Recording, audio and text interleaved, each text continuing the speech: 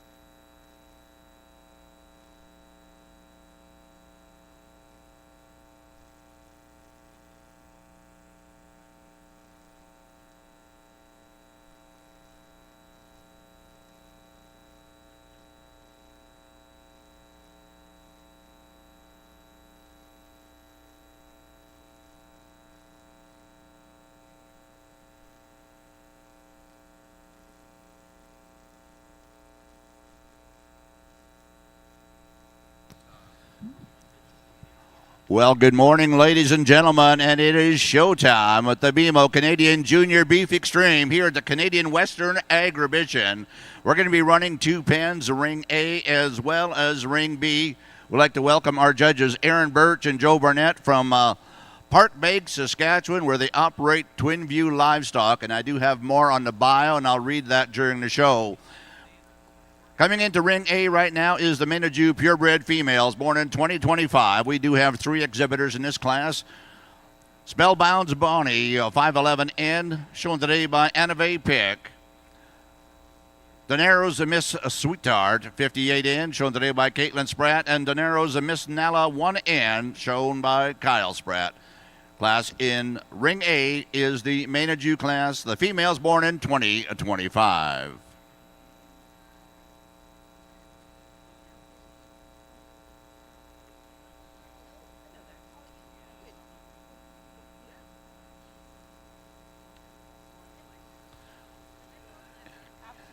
And the main class will be a class within a class. It'll be the Grand and Reserve Champion main as well. We do only have the one division in the Menadue class. We're going to move over to Ring B right now as well. We're going to bring in the Speckle Park females born in 2025. Walking in first to be KFC PHO cover 115N, McKenna Webster. Be followed by entry number Willow Lane, a Naughty Girl, 18N, Desiree Dufault. Entry number 6, Extremes Gabby, 7N, Jalen Lynch. Number 7 will be Wolf Lake, Fiona, 2N, Melody Brundridge. Number 8 will be KFC Cashmere, 18N, shown today by Mary Jane Victor. Entry number 9 will be Wolf Lake, Zarina, 1N with Luke Brundridge. And rounding out this class will be entry number 10, KFC Snowy River 13N with Amira Webster. Class in Ring B is Split One in our Speckle Park females born 2025.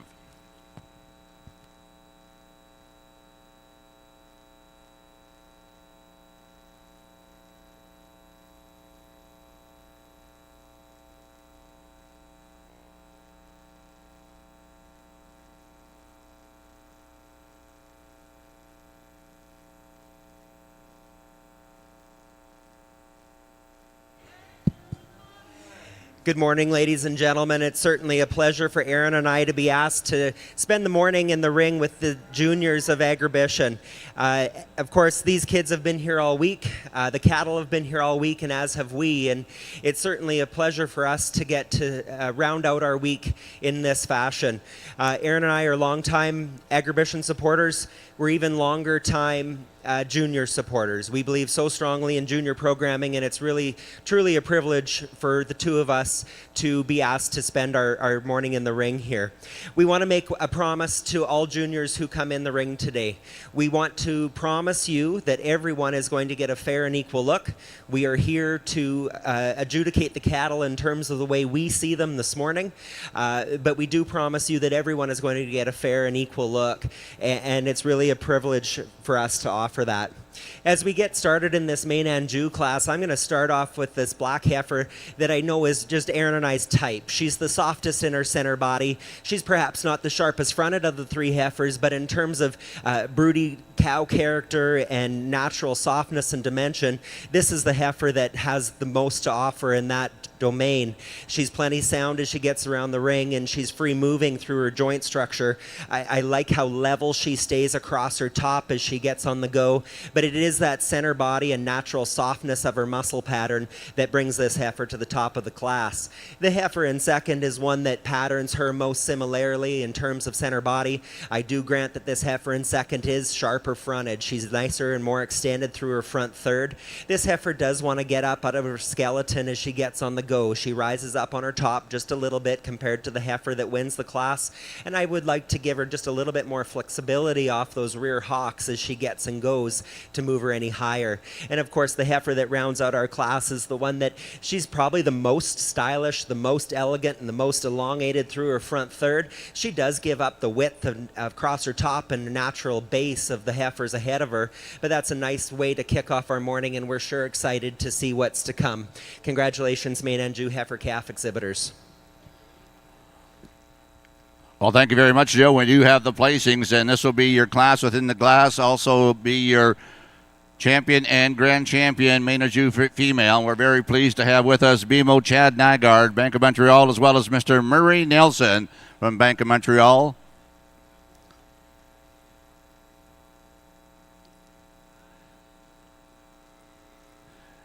And we'd like to congratulate the Bank of Montreal. This year marks 45 years of continuous sponsorship at the Canadian Western Agribition. Again, so thank you very much for that. First place in the main division goes to entry number 1, Spellbound's Bonnie 511N, and Anave Pick also be your grand champion, main female, born in 2025.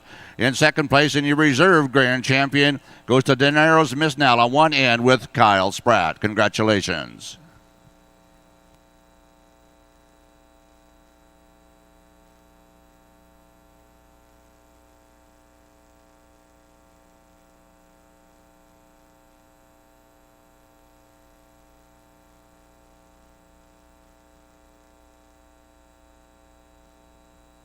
Well, good morning, everybody. Over here in Ring B, we've got our Speckled Park heifer calves on this side, and a really impressive set of females here we have in the ring, and a nice big class to represent the Speckled Park breed. We're going to start the class here with a female that just puts a lot of pieces together. For us, she gets around the ring really nicely. She's bold through her center body. She's big topped. She's not the most elongated out of her front end when you compare to the couple other heifers in the ring, but for me, she just puts the most pieces together here today, and combines that power within her frame size. She has some soundness and some freshness to her, and a female that I really admire a lot of things about. Our heifer in second, she is more bolder through her midsection and a little flatter through that hip when you compare to that heifer in first place, but she just struggles a little bit more when she gets around the ring. We'd like to just give her a little more fluidity in those back hocks when you compare to that heifer in first, but a heifer that you just really got to love for the amount of volume and with the body that she has within that frame size that she has. The heifers that we have standing, these first couple of heifers, we love the freshness to them. We love the fact that they're so elongated out of their front ends, but heifers that just are outpowered by these two heifers that we have standing in first and second. The heifer third on down the line, one that we just like to make her a little more elongated and add a little femininity to this female for her to place in the top two. The white heifer down on the line, one that like some other heifers in the class, we love the front end on this heifer. We just like to stouten her up a little bit. She tends to get quite a little more narrow based when she gets on the move, but a heifer that you got to like a lot of pieces to. And rounding out our class, another female just needs to be powered up when you compare it to some of the other females in the class, but a really nice set of Speckled Park females here in the ring, and one that each one of these members should be really proud of. So congratulations, guys. And these will be your champion and reserve champion Speckled Park heifer calves. Well, thank you very much, Aaron, and your champion, Speckled Park female, born in 2025, receiving the banner courtesy of Bank of Montreal BMO. Goes to entry number 9, Wolf Lake Zarina 1N with Luke Brundridge, and your reserve champion is entry number 8, KFC Casimir 18N with Mary Jane Victor. We're going to go back to our Ring A with Joe on our limousine class. What a stunning female in the limousine ring to represent the breed. And truly that word stunning does come to mind. This is such an attractive female in every angle that I get the opportunity to analyze her. She's so soft. She's so multi-dimensional. She's so wide through her construction. I love her across her hook and pin set. A female that truly could have stood an immense amount of competition and stood in this exact same position. This is really a beautiful female and a lovely representation of the limousine breed. Congratulations. Well, thank you very much, Joe. And your grand champion limousine overall in the breed goes to entry number 18, EMF HR Naomi 503N, shown today by Madison Robertson. Congratulations.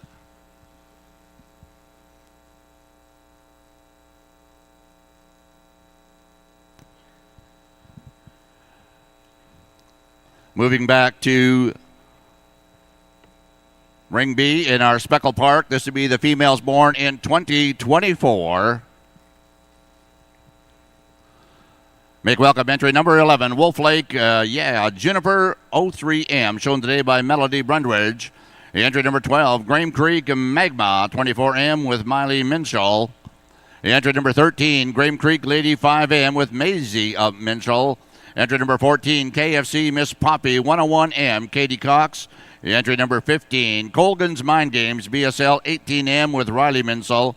Entry number 16, KFC Holly 34M, McKenna Webster. And rounding out this class will be entry number 17, KFC Delta 20M, Mira Webster. Class in the ring in Ring B is Class 8, the Speckle Park Purebred Females born 2024.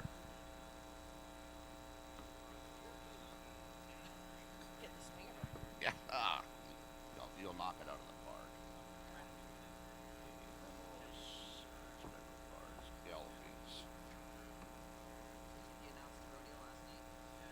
Yeah, yeah.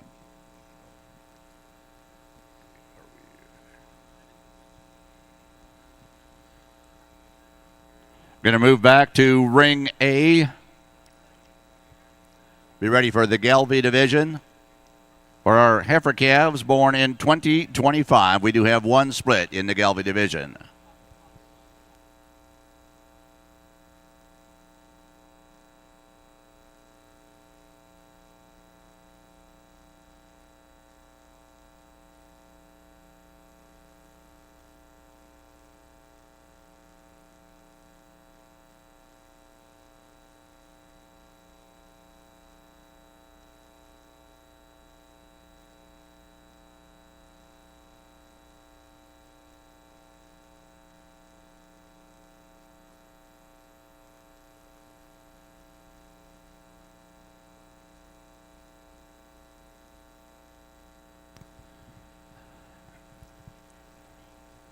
In Ring A, walking into the pen right now is our Gelby females born of 2025. The entry number 51, Flaidland Kate 36N ET, shown today by Braden Flaidland. Entry number 52, RAD Supernova Sensation 211N, shown today by Raleigh Little. Entry number 53, RWG Kitty N457 ET with Wasey Holman. Entry number 54, RWG Kitty N450 ET with Keston Holman. Entry number 55, LCF Sugar Lily 36N with Keegan Little. Entry number 56, DRT Lonesome Sissy 148N with Jamie Davidson. And rounding out this class is entry number 57, Tip Miss Lily 3N with Caitlin Thackeray. Class in Ring A is class number 21, Gelby females born 2025.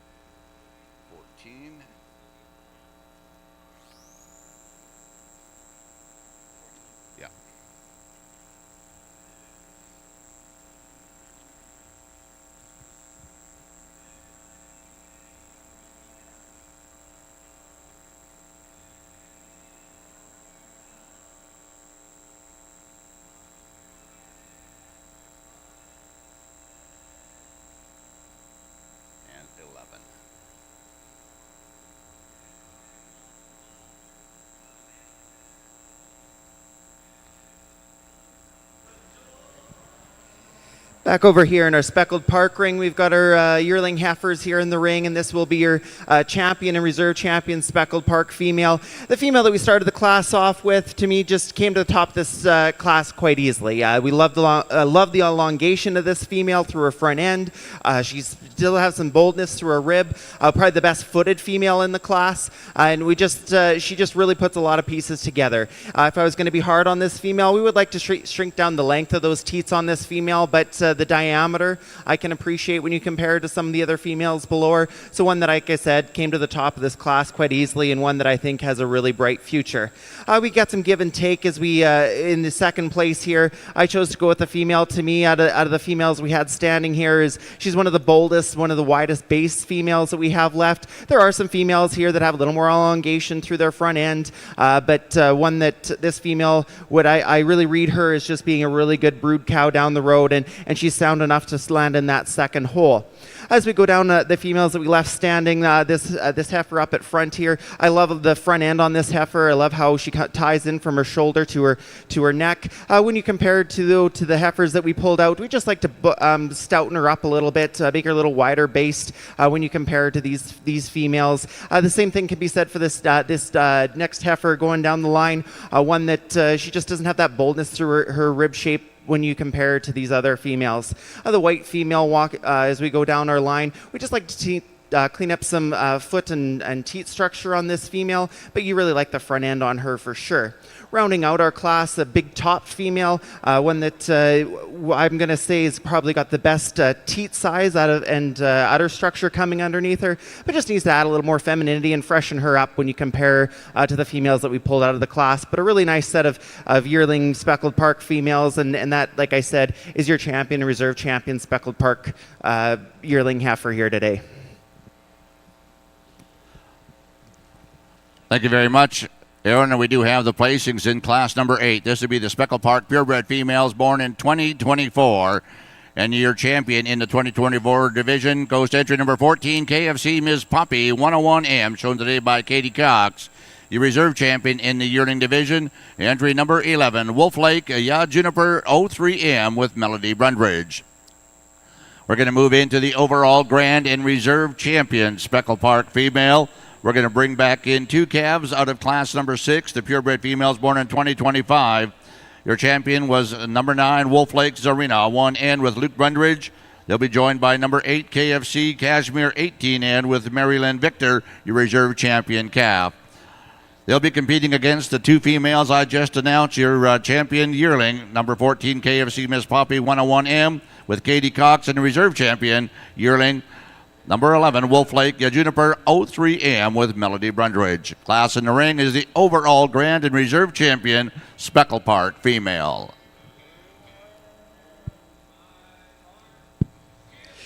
Over on the Galvez side, we've got our calendar year heifer calves in the ring, and certainly some give and take in terms of type and kind. One of the absolute foundational pieces that Aaron and I hang our hat on, and it's something that we where we start every time we judge cattle is structure. We've got to have these cattle free moving. Cattle in our operation walk a lot of miles for water, and so sound structure is where we start, and that's why the heifer calf at the front of the class is where she is. She's the freest moving in her joints. She gets around the ring with some authority. She pushes off that hind wheel really nicely, and I like the way that she stays level through her top as she gets on the go.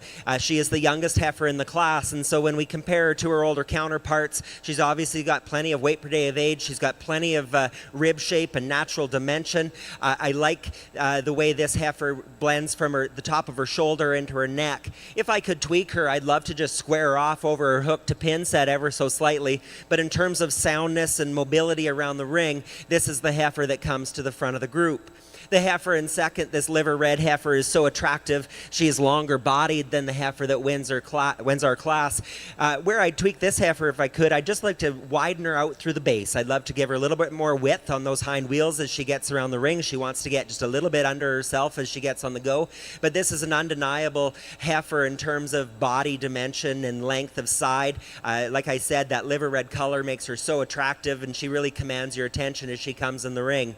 Some heifers in the line that we left, certainly we like so many pieces of these females. That black heifer up there is so attractive, and she's long bodied. She's elevated through that front shoulder. She's clean through her skull design and shoulder structure, and I really love that about her. I'd love to just stouten her up and give her some more jam to compete with the other heifers. This big bodied red heifer is so impressive when she's parked. She's got the most body in the class. She's lovely through that front shoulder and elevated through her skull. I love her hip design. Where I'd tweak this heifer is I'd actually bring those wheels underneath her and just give her a little bit more mobility and flexibility as she gets on the go. She wants to get outside of her skeleton as she's on the move. This black heifer, again, another very attractive female. This young man does an awesome job getting her stuck. She's one I'd like to just tweak some adjustments on those hind wheels. I'd love to pull those hocks in underneath her just a little bit and give her some more flexibility. She wants to get just a little bit rigid as she gets on the go to move up with those two.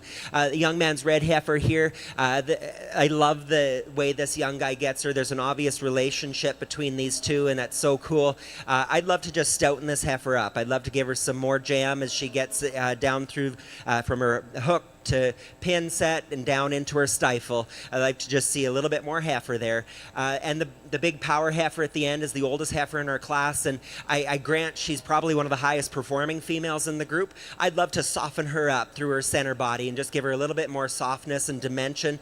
She wants to get just a little bit flatter made compared to some of the other females in the ring, but that's a really attractive group of Gelve females. Gelve exhibitors, if you can just give me 1 minute, I've just got to do a little bit of paperwork before you leave, so don't take off on me just yet. Congratulations, junior Gelve breeders.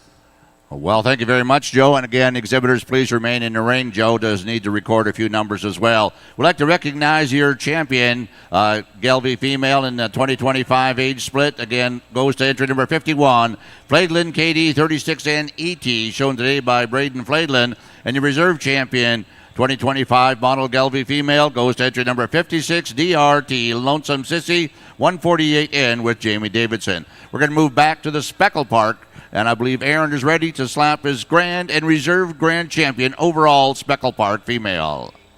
Thanks, Glenn. Over here on the Speckled Park side, we've got 4 females that we brought back that I think really show what we're going to be looking for here today. We're going to want some stoutness. We're going to want some boldness through their middle. Some females that have some femininity and some breed character. But more importantly, we're going to want them sound. We're going to want them to drop as good a udder as we possibly can.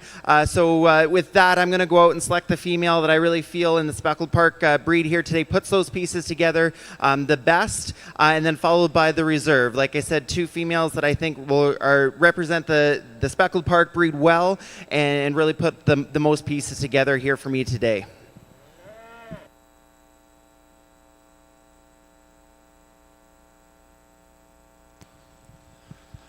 And your grand champion, Speckle Park female, coming out of the calf division, goes to entry number 9, Wolf Lakes Arena 1N, Luke Brundridge. Your reserve champion, coming out of the yearling division, goes to entry number 14, KFC Miss Poppy 101M and Katie Cox. Congratulations.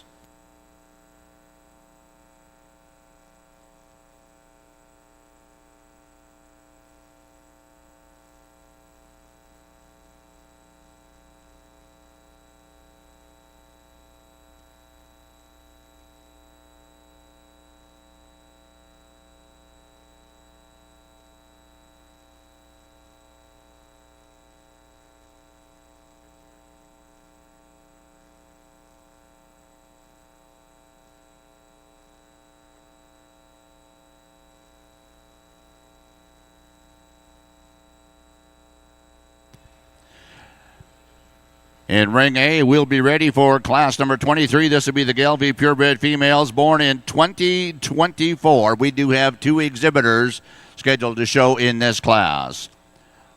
Walking into the ring will be entry number 58, RWG Parkland M320 with Wasey Holman. They'll be joined by entry number 59, Tip Miss Daisy 11M and Caitlin Thackeray. This is class 23, Gelve purebred females born in 2024.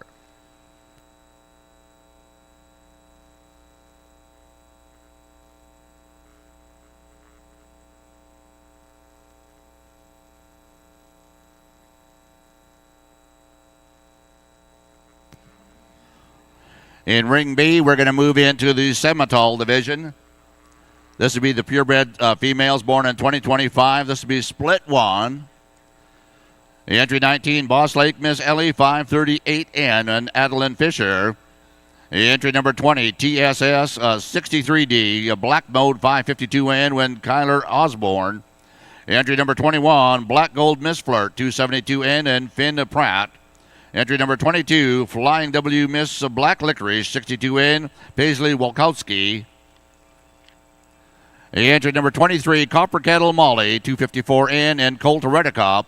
And entry number 24, WBC Emmy 36N and Nathan Fluelli. Class in the ring is split 1 in our Semitol purebred females born in 2025.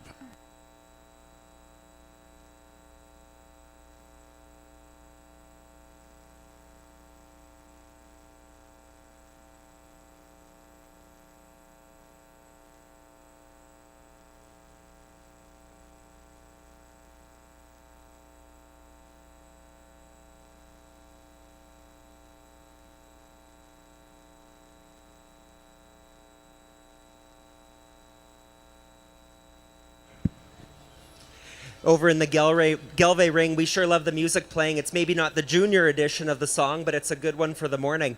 We're going to leave these two Gelve heifers the way they came into the ring, and it's that same piece that I've mentioned on this side, and I know Erin has on the other. Structure rules the day for us. This is the freest moving heifer of the pair. She gets around the ring. She pushes so freely off of that hind hip and down into her hock. I love the length of side in this female. She's extremely attractive. She's got a real brood cow look about her, and for me, she's a really logical place to sort this pair of females. The darker heifer that comes into second is one you appreciate the body point of view. She's certainly got some shape over her rib and across into her loin. I would love to free this heifer up. She doesn't get around off all fours with the authority I'd like her to. I'd love to tuck those front wheels in underneath her skeleton more if I could, and give her some more push off those rear hocks as she gets around the ring today. A nice pair of bred females in the Gelve breed. Placings in Class 23 in the Gelve females, born in 2024 in Ring A.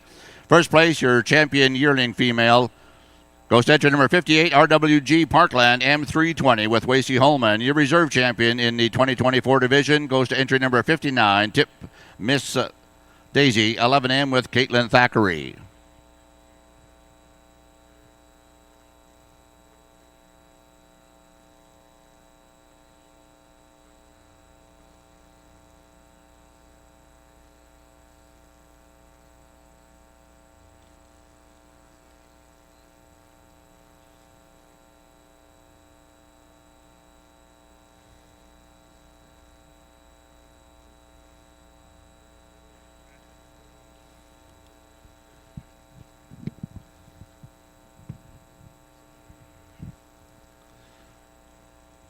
Coming back into Ring A will be the overall grade and reserve champion, Gelve female. Coming out of the 2025 division, we'll have entry number 51, Flaidlin Katie, 36N, ET with Braden Flaidlin. They'll be joined by entry number 56, DRT Lonesome Sissy, 148N, and Jamie Davidson. Coming out of the 2024 division in the Gelve purebred females, your champion was entry number 58, RWG Parkland, M320 with Wasey Holman. They'll be joined by entry number 59, Tip Miss Daisy 11N, and Caitlin Thackeray. Class in the ring in Ring A is the overall grand and reserve champion, Gelve female.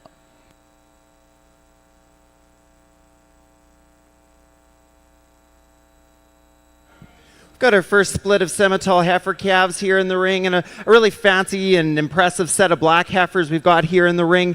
We decided to start the class here with a female that just puts the most pieces together. Is she the fanciest heifer in the class? No, she isn't. But for me, she's one that gets out and moves well. I would like to freshen her up a little bit if I was going to be really picky on this heifer, but she is carrying that extra condition fairly well. She's able to get out and move fairly well when you compare to some of the other heifers in the class. We love the boldness that this heifer has. She's big hipped. Like I said, if I could change her at all, I would maybe clean her up in that front end a little bit, but I do like that shoulder angle and how she ties from her shoulder into her neck. And just a female to me just very much reads maybe not so much as a super fancy show heifer, but one that's going to in the long run go out and make some bull calves that are going to go out and do good things in the industry.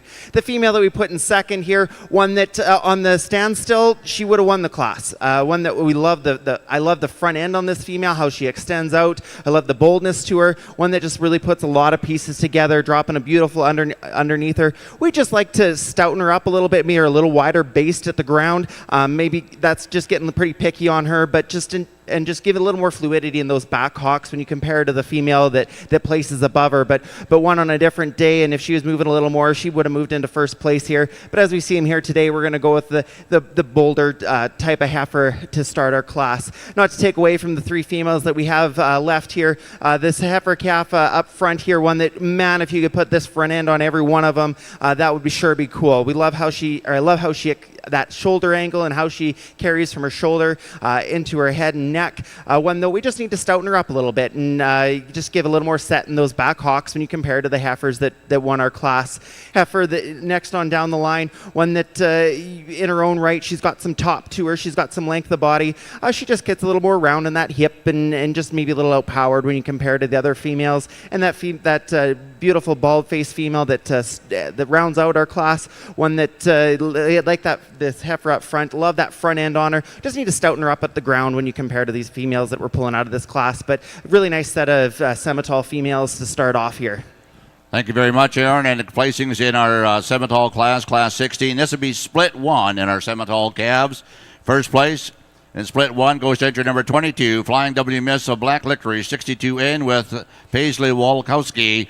And in second place, entry number 23, Copper Kettle Molly, 254N and Colt Redicop.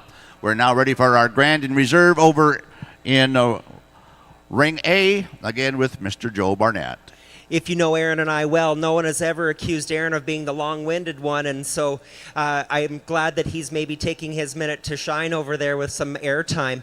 Over on the Gelve side, I'm really proud that it's me out of the duo that got to sort the Gelve. Where Aaron and I spend our livelihood is with the Gelve breed. It's certainly an opportunity for me to see what some other families are up to without having one of our own on the halter, and so this has been a real privilege to sort through the Gelve breed. As I've mentioned before, structure is going to rule the day, and for that reason we're going to go ahead and use this bred heifer. She's just such an attractive and long-bodied female who gets around the ring with ease. I think she's a very logical place to start.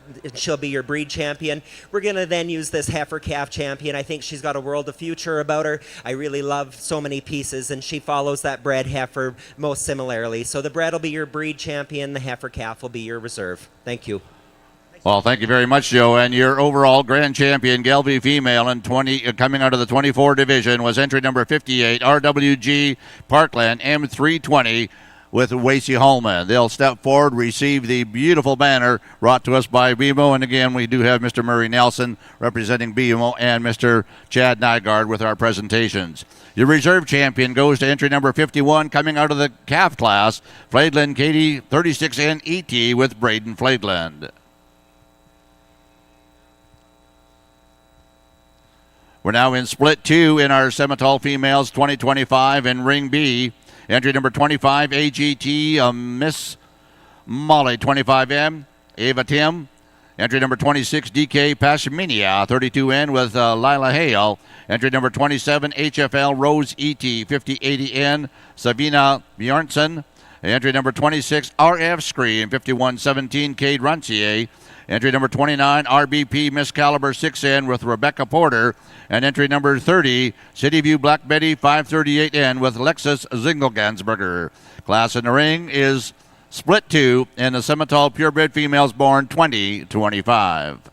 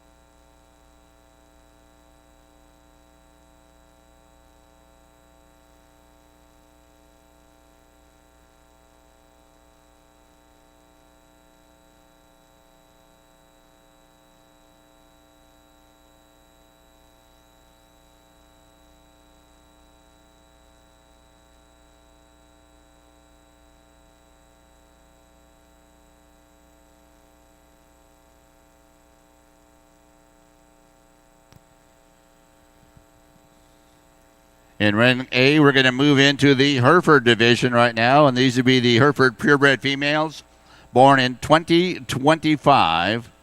We do have a couple splits on these, so we bring them back first and second out of the splits for the overall champion, calf champion. Lot number 60 be first to walk in, SSCC Loretta 657N with Steele Sylvester. Entry number 61, Blair Athol 95L Precious 113N with Jackson Lees. Entry number 62, Blair Athol Osho Girl 76N with Hannah Lees. Entry number 63, ANL DK 40K Lila 28L 119N with Brendan Lishka. The entry number 64, ANL ACDT 174A, Jada 115 ET 111N with Rowan Shear. The entry number 65, Brooks 131J 89J Luxury 30N with Marshall Brooks.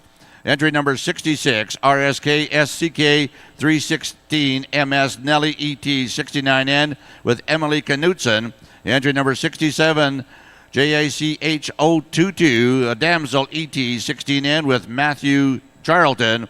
And entry number 68, ANL 40K Willow 144K 72N with Caden Alishka. Class in the ring. In ring A is the Hereford females born 2025. This will be split 1. Over here on our Semitol side, we pulled 2 blaze-faced heifers out of this lineup here that just are both gorgeous females. You know, they're presented well, but they're also just really high-quality females. There's some very big differences between these 2 females, but at the end of the day, they put the most pieces together for me here.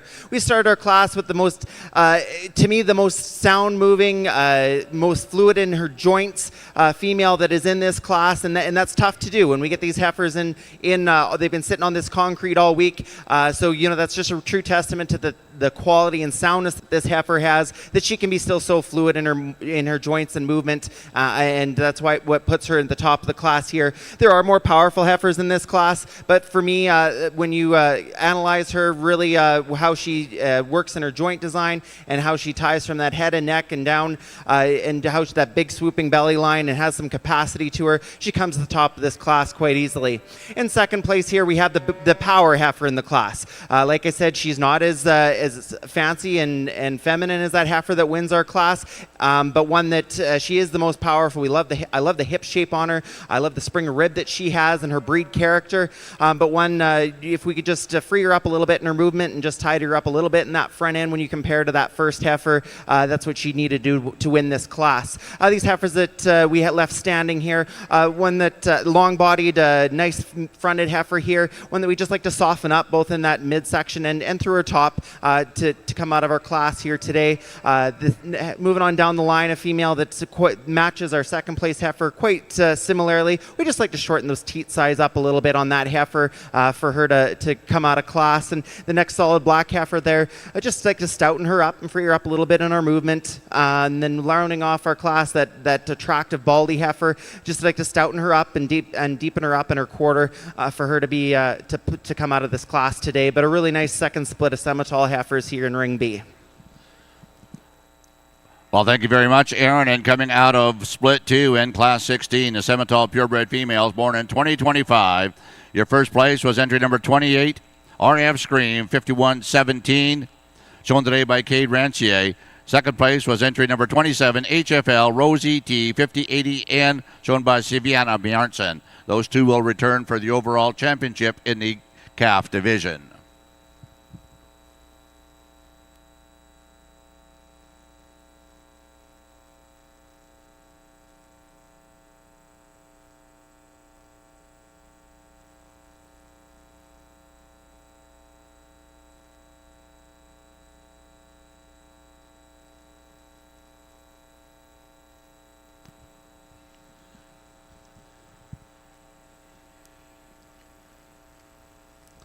We're now ready for split 3 in class 16. The Semitol purebred females born in 2025 over in Ring B. Have these females walk in if they would, please. The entry number 31, CNT of Miss Sammy Abbey 13N, shown today by Cassidy Beers. The entry number 32, DK Pashminia 13N with Britt Fornwald. Entry number 33, Flying W Miss Holiday 22N, Porter Wolkowski. Entry number 34, Millington Satin 2508N, Marin Sentez. The entry number 36, Mater Rose 71N with Stella Mater. And entry number 37, MJP Miss Caliber ET1N with Tyson Porter. This is split 3 in class 16. The Semitol purebred females born 2025. Following this class, we'll bring back the top 2 finishers out of each of the 3 splits for the overall champion female calf.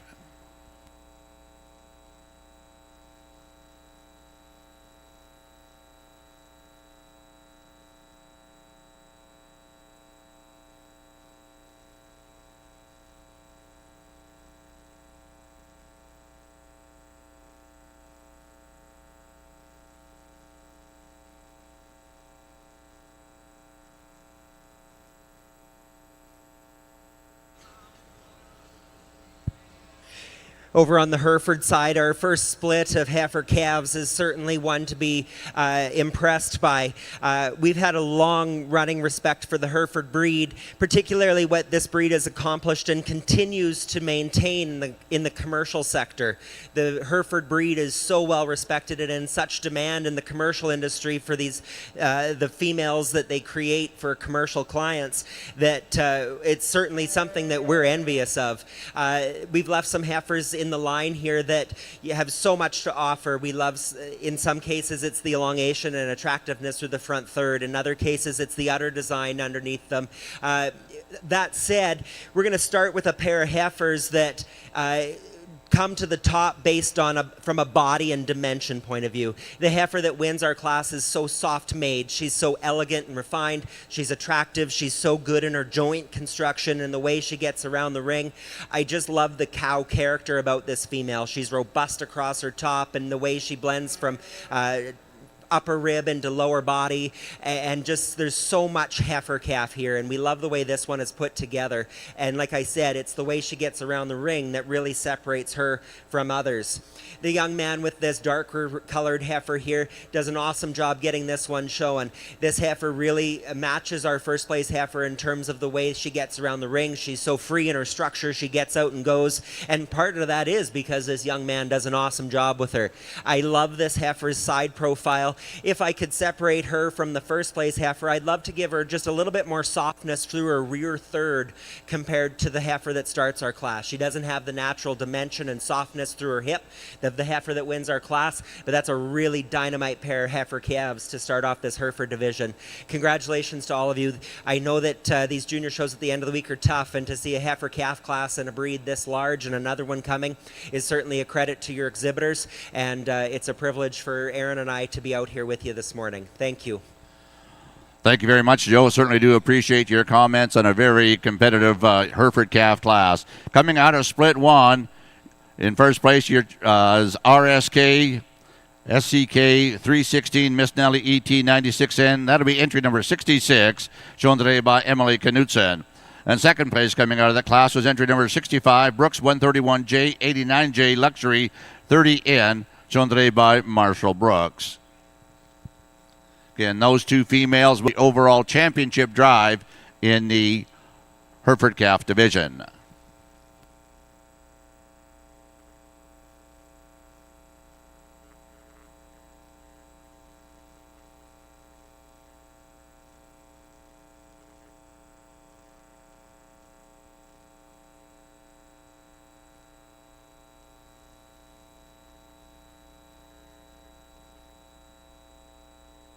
We got our third split of Semitol heifers here in the ring, and I'm glad we finally got a red one in here.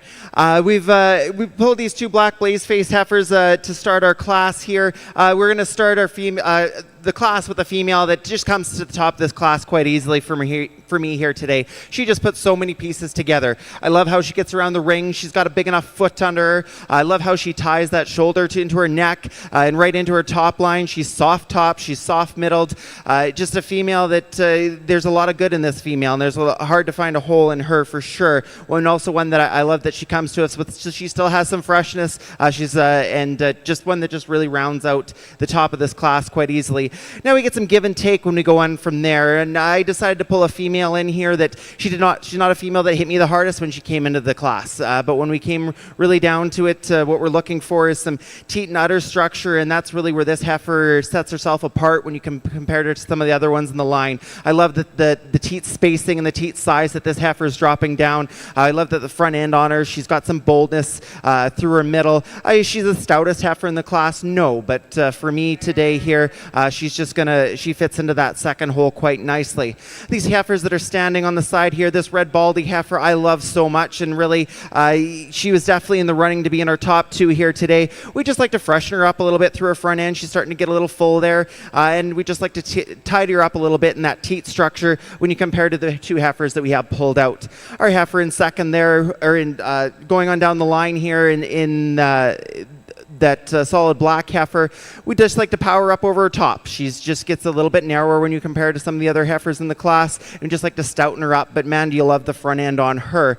Going on down the line, we've got a couple big power heifers for us here. The tall gentleman there that's not wearing the without a cowboy hat on. The power that this heifer has, we just love. And these Simmental cattle, we like the power in them. Where we'd like to change her, just soften that shoulder angle a little bit, soften that teat size underneath this female for her to get pulled out. And rounding out the class, a female that just needs to get softened up a little bit when she gets out in the move, but one that we love the power that she has, and she's got a bright future ahead of her. So really nice split of heifer calves here on the Simmental ring.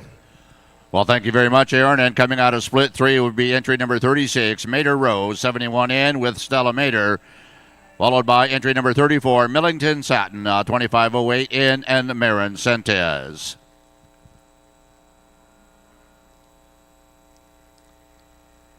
Once this class exits the show arena, we're going to bring back in the top 2 heifer calves out of each split, 1, 2, and 3. In the Simmental division, these calves born in 2025.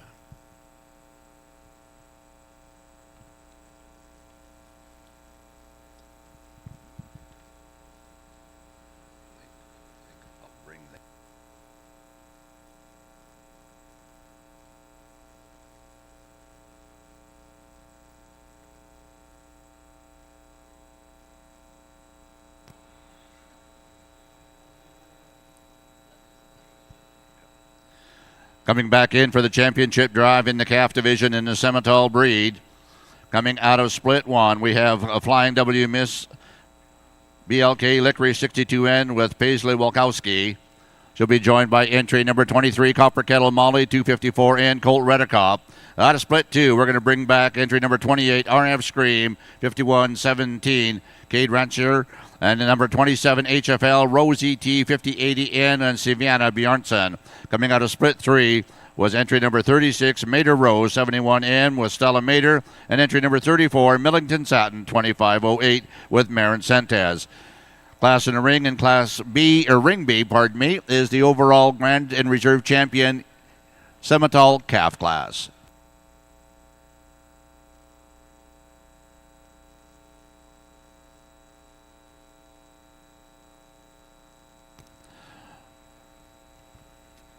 In Ring A, we have split 2 in Class 26, the Hereford purebred females born in 2025. These exhibitors are entry number 69, FCC 1K Betty 18N with Nathan Fluelli. Entry number 70, PBHRTT Vicky 113L 11N Kennedy Mans. Entry number 71, PLA Ember 75M, shown today by Jacob Mitchell Stout. Entry number 72, Brockhill Nora 14N Alana Wood. Entry number 73, Eris Acres Sierra 61N Kenzie Eris. Entry number 74, Brookhill Nettie 12N Alex Wood. Entry number 75, ACC Legacy Lady 204N with Chance Elstad. And entry number 76, Eris Acres LA 29N with Ty Eris. Class in ring and Ring A is split 2 in the Hereford purebred females born in 2025. Following this class, we'll have the overall Grand and Reserve Champion Hereford Heifer Calf. Here over in Ring B, we've got our champion Simmental heifer calf class here, and just a really impressive set of 6 females we have in the ring, and each one of these young members deserves our admiration for the job they've done on getting these heifers this far. Each one of these heifers has some pros and cons to them, things that I love, things that I'd change, but I think there's 2 females in here that put those pieces most together. First of all, we're looking for some soundness. We're looking for some teat and udder quality dropping in these females, and then of course, you know what, these are Simmental females. We want some power. We want some top, we want some depth of body, and then this is a show ring, so we want some attractiveness as well. So for that, there's one female that really puts all those pieces together the most for me here today, and then another that follows her very closely. So I'm going to go out and select our champion and reserve champion heifer calves here on the Simmental side.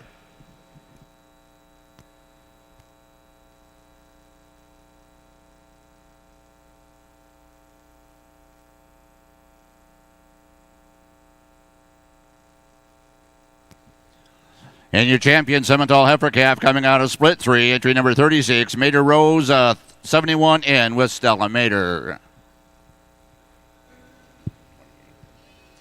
Over on the Hereford side, in our second and older split of heifers, we're certainly presented with another group that offers us some give and take in terms of type and kind.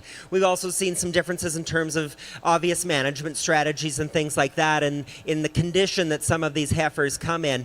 Aaron and I are not afraid of larger scaled cattle by any means. They've got to have all the meat and muscle and to go along with that, however.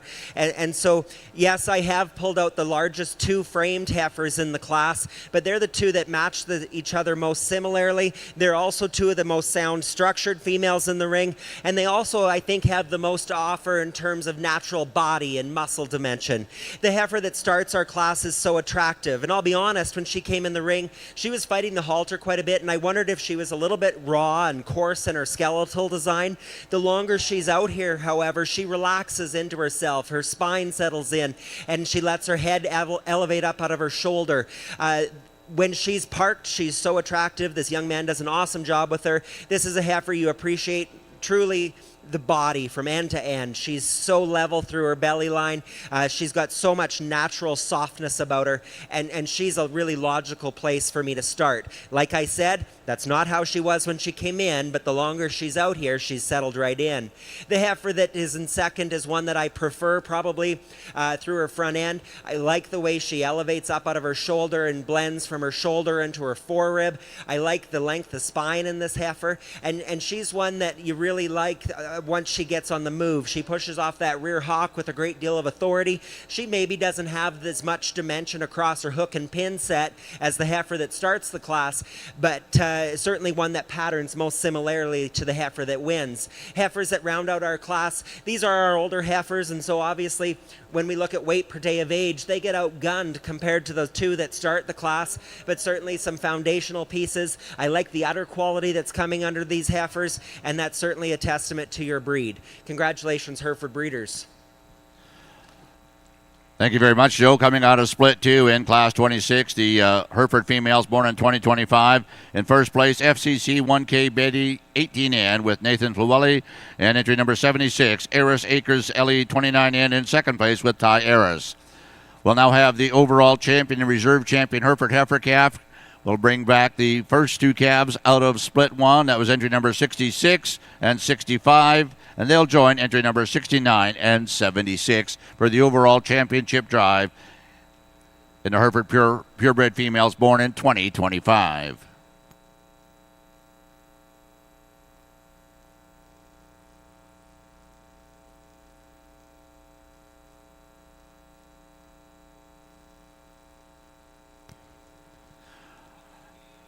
Class right now in Ring B is Class 18. This is the Simmental purebred females born in 2024. We do have two splits in this division. This will be Split 1. Entry number 38, Boss Lake Ms. Passion, 414M with Megan Brunke. Entry number 39, RHS Masterpiece, 415M with Jordan Luther. Entry number 40, TSS 44B Blackbird, 415M, Kyler Osborne. Entry number 41, DK Pashminia, 31M, Brennan Forwald. Entry number 42, Trinity, shown today by Ryan Myers. Entry number 43, WFL Ms. Red Doll, 4037M, Rhett Lana Hanoff. And entry number 44, Black Gold GW Ms. Foxtrot, 111M with Quinn Hogel. Class in the ring is Split 1 in Class 18, Simmental females born in 2024.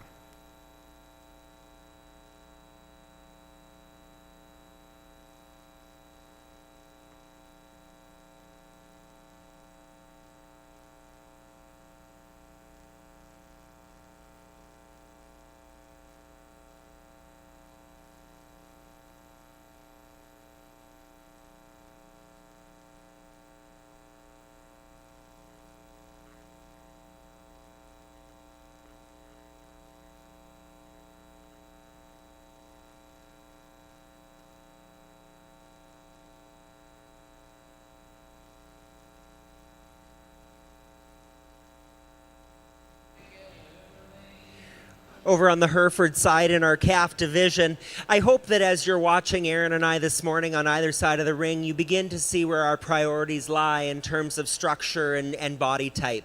We like cattle that are natural in their presentation. We like cattle that aren't overdone. We like cattle that get around the move, get out on the move and around the ring with some authority. You'll hear Aaron and I all day talk structure, and it's like I've said before, it's where we hang our hats at the end of the day.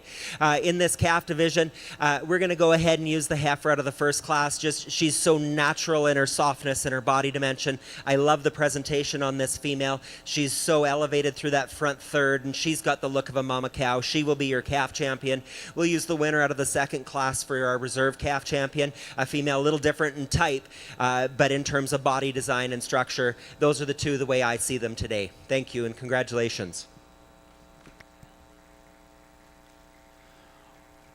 And your champion, purebred Hereford female, born in 2025, is entry number 69, FCC, pardon me, entry number 66, I apologize, RSK SCK 316, Miss Nellie ET 69N with Emily Knutson. And your reserve champion coming out of Split 2 was entry number 69, FCC 1K Betty 18N with Nathan Fluelli.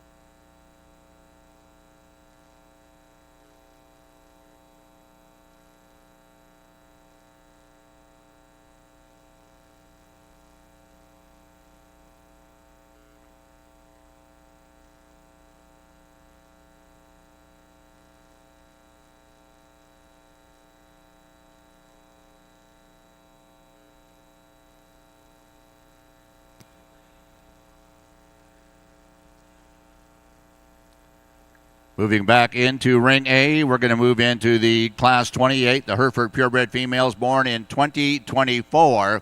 We have one split, Joe, in this class. First to walk in will be entry number 77, Ella Miss Kitty 4014 ET with Kylie Wilms. The entry number 78, Blair Athol Dixie Bell 140M with Hannah Lees. The entry number 79, Brooks 60K 26H Deanna 46M with Ethan Brooks. Entry number 80, Square D Ladies Spencer 657M with Steele Sylvester. And entry number 81, XLP 159H Ava 4M with Lexi O'Connor. Class in the ring is class number 28.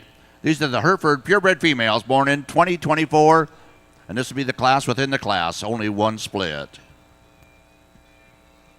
Over here on the Simmental side, we've got our first split of yearling heifers and just a really big variety of types and kinds here in the ring. And because of that, there's a lot of different directions that you could go. And you can even see that in the two females that we pulled out. These are two very different types of females, but they line up most closely to what we're going to be looking for here today. Female that starts off our class, one that we loved, elongation through her front end. She's so smooth-shouldered, so she's so deep-bodied. Would we like to stouten her up and give her a little more breed character? We absolutely would. But for what we're presented here in this class today, she comes to the top for us. Would we like to soften that teat size a little bit when you compare to this heifer in second place? We would as well, but not to take away from a heifer that's got a lot of good about her. Our heifer in second place, she lands there because of her teat size. There was, when it really came down to it, we've got to pay attention to where this industry is at, and right now that is teat and udder size, and as operations get bigger and bigger, we need to make the most trouble-free type of females that we can, and because of that, this female lands herself in second hole. She's going to be dropping a beautiful udder underneath her, and I really think in 5 or 10 years down the road, she's going to be the one that in the class that you're just going to love her udder, and for that reason, she finds herself in second place. Is she the showiest heifer in the class? She's not. Would we like to scale her up a little bit? Yes, we would, but we love the depth. I love the depth of body that she has. She's got a big enough foot underneath her. So for those reasons, and just when we really narrow it down to what we're going to be looking for and what we need in this industry right now, this heifer finds herself in second hole quite handily here today.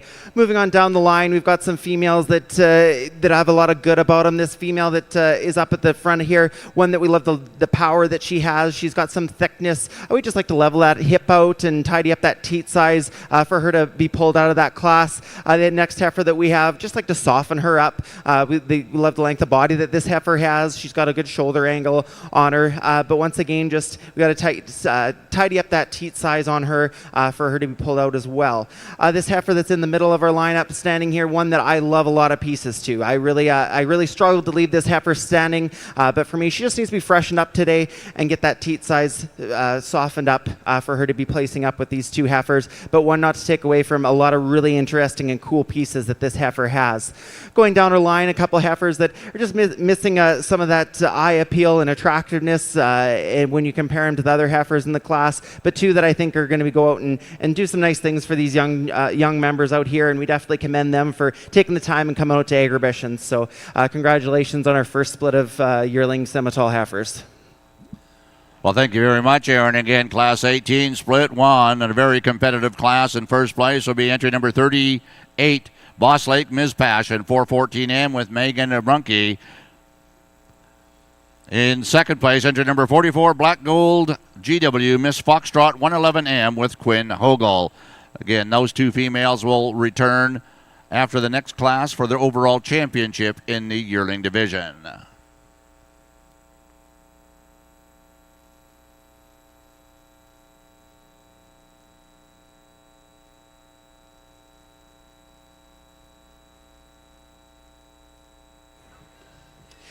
As we move into the bred females on the Hereford side, you know, as these females get closer and closer to production, we really start to see what it is they're made of. We start to see udder structure even more clearly than we at any point before in their life cycle, and we start to see the way they carry that baby weight, what that does to top lines, what that does to belly lines, and the way these females continue to hold themselves together the longer they get into their gestation. We're going to start the class with the largest scaled female. She gives you an absolutely killer look from the side profile. This female's deceiving. When she comes in the ring, you maybe don't think there's quite as much heifer there is. When you get up on this heifer, she is overwhelming in terms of her design. There is so much heifer here. She's so soft through her midsection. She's dropping an absolutely stunning udder. This is the most elongated female in the class, and for me, she's a really logical and easy place to start this division. The heifer in second is one that I absolutely love from a breed character point of view. When I think of an ideal Hereford female that's made such an influence in the commercial industry, this is the type of female I picture. She's not as overwhelming when we analyze her compared to the heifer that wins our class. She's just a little bit more plain through her front end construction than the heifer that wins her class.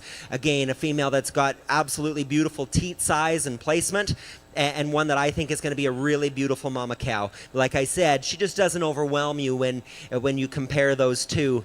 The heifers that we've left standing in line, females that vary in terms of their due dates. I'd like to realign some teat and udder placement if I could. I'd love to shorten some teats and tidy up some designs when we look at additional teats and things on these udders. But a group of females that are certainly a nice representation of the breed and going to make nice mama cows for these young members down the road. Congratulations.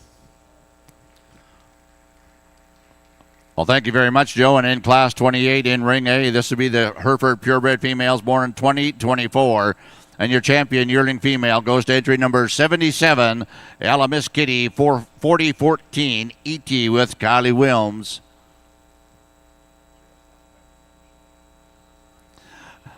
Entry number 78, Blair Athol, Dixie Belle, 140M with Hannah Lees.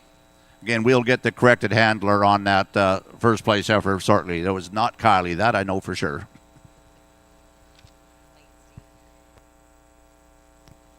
Mr. Lane Steen, I thought that was you, sir. All right.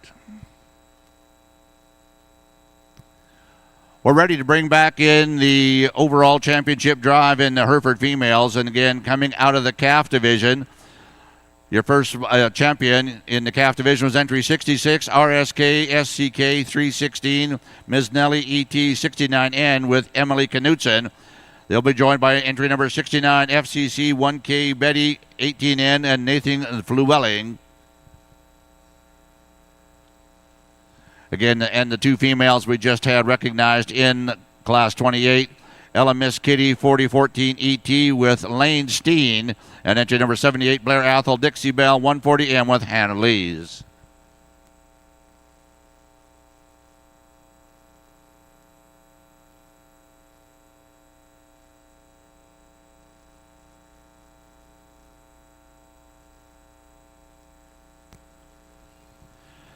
Class in Ring B right now is Class 18. This will be split two in the Simmental Purebred Females of 2024.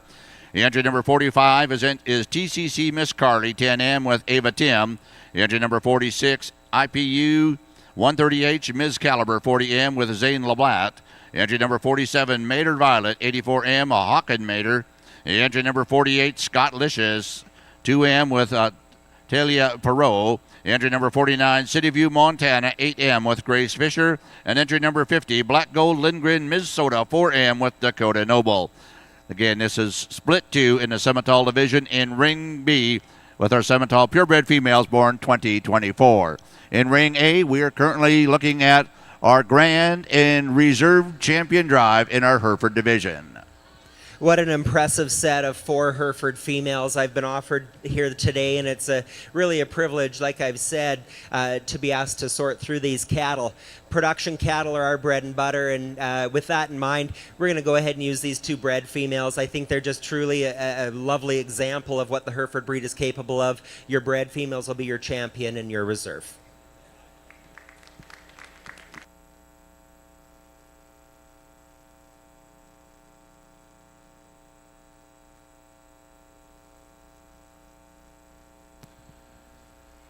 Again, congratulations to our grand champion Hereford female coming out of the yearling division, Class 28. We're going to recognize number 77, LMS Kitty 4014 ET, shown today by Lane Steen.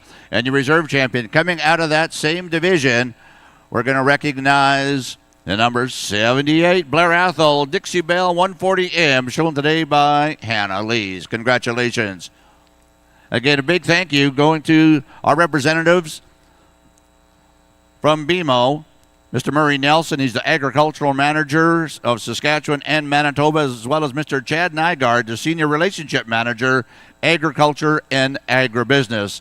And again, we want to recognize BMO, a 45-year sponsor here at the Canadian Western Agribition. Here in our second split of the yearling Simmental heifers, really impressive class here. There's good in every one of these heifers, but it's my job to sort through these here today and come out with the ones that I feel are the top. And we got this solid black heifer that we're going to use to start our class. A female that we love the front end on this heifer. She's just absolutely gorgeous how she ties in from her shoulder into her neck and then into the rest of her body when we let the spring a rib on her. She's getting a little out there in terms of we'd like to freshen her up a little bit if we were real picky, but she handles that extra condition quite well here today. What really set her apart is her teat and udder design that she's dropping. Like I said in the last class, that's going to be a big indicator for me here today, and for that reason, this heifer is going to start our class. This heifer in second, to be honest, she was going to start our class when they first came in. I love the way that this heifer gets around the ring. I love the power to her.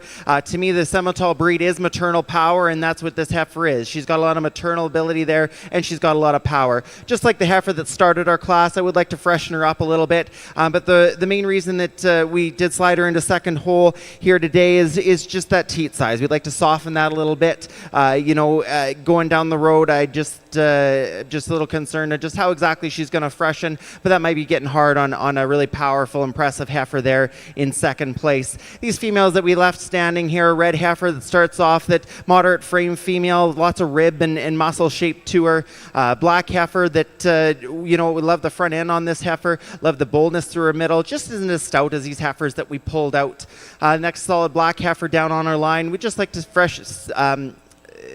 soften this heifer up on the move. She tends to just get a little tighter made when you compare her to these two heifers that we pulled out, but one that we love, the softness she has, the boldness through her rib shape, and just has mama cow written all over her. The heifer calf down there, or the bred heifer down there at the end, one that was definitely in the running for our top two here today. I love the freshness that this heifer has. She's got some depth of body. I love the front end that this heifer has. But just when you compare her to these two heifers that we pulled out, just not quite as stout when you really get to analyze her.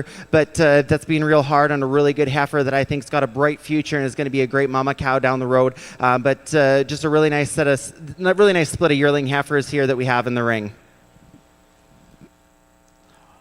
Thank you very much, Joe. We do have your placings in the overall, or in split two, pardon me, in the Semitol Division 2024 models. First place goes to entry number 47, Mater Violet, 84M. With Hawken Mater. Second place goes entry number 50, Black Gold to Lindgren, Minnesota 4M with Dakota Noble. Once this class exits the ring, we're going to bring back the top two finishers out of each split. Coming out of split one will be entry number 38, Boss Lake, Miss Passion, 414N, along with entry number 44, Black Gold, GW Miss Foxtrot, 111M. And again, they'll be joined by the two heifers just exiting the ring, number 47, Mater Violet, 84M, and entry 50, Black Gold Lindgren, Minnesota, 4M.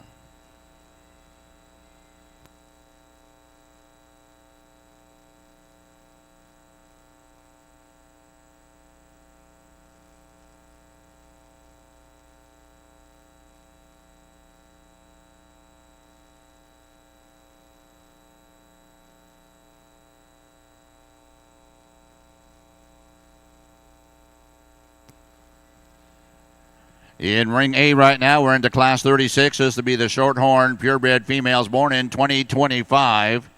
We do have a couple splits in our shorthorn division calves. We have entry number 123, Nova Creek Eva, 8N with Mason Zwicker.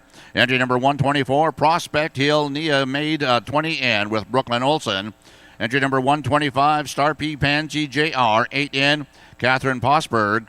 Entry number 126, 6S Perfect Inf, 75N with Bronwick Zwicker.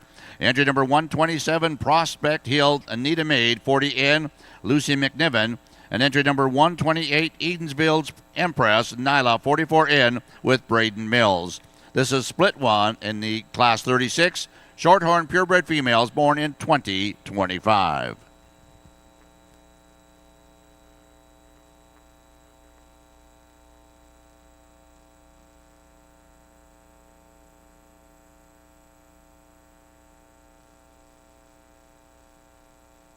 Here on the Semitol side, we've got our yearling heifer calf, or yearling bred heifer championship drive here in four females that you got to really love the volume and depth of body that each one of these heifers has. There's some give and take and a little bit, some different types and kinds here between these four females, but for me, they're the four that put the most pieces together in their classes in terms of having some structural soundness and some cow power and some udder quality, and I'm going to go out now and select my champion in reserve, and the big thing is going to come down to what these females are dropping underneath them. I think that's going to be the deciding factor here for me today, and then beyond that, like I said, we're going to want some maternal power, and so for those reasons, we're going to go out and select our champion, reserve champion yearling Semitol heifer here.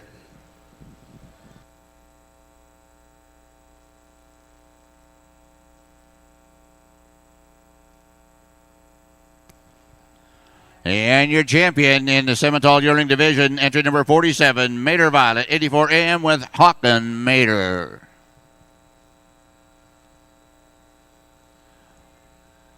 And your reserve champion coming out of that same split two, is entry number 50, Black Gold Lindgren, Minnesota, 4M, shown today by Dakota Noble.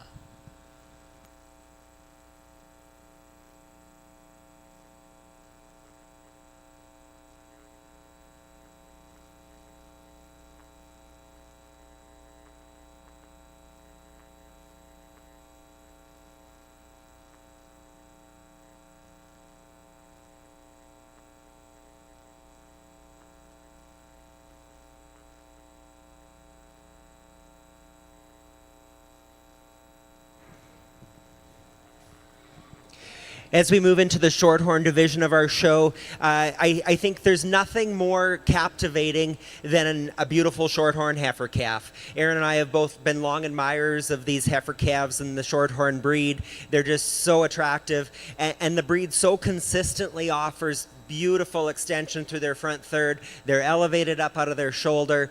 It's a trait in the breed that we think is really awesome and one that we're quite envious of. The heifer that we're going to use to start is this roan female that certainly is a great example of that. I love the way she is so flat in her shoulder and how she blends into her forerib. She's setting down a really beautiful udder. This is a February-born female that I just think moves with the most authority. She's got the most natural ease and natural muscle expression about herself, and she's a really logical place to sort this group. The heifer that comes in second doesn't hit you quite as hard in terms of a softness and dimension point of view, but she's certainly sound in her design. She's attractive through her lines, and she's built right. I like the way that this heifer is attached at each junction point, and one that I just think is a really has the future of a mama cow. She's not overwhelming. She doesn't hit you as hard as that first place heifer, but I love the way that this female's put together, and she's the one that lands in second place. Heifers that we left in line, sometimes we underestimate the value of that level top.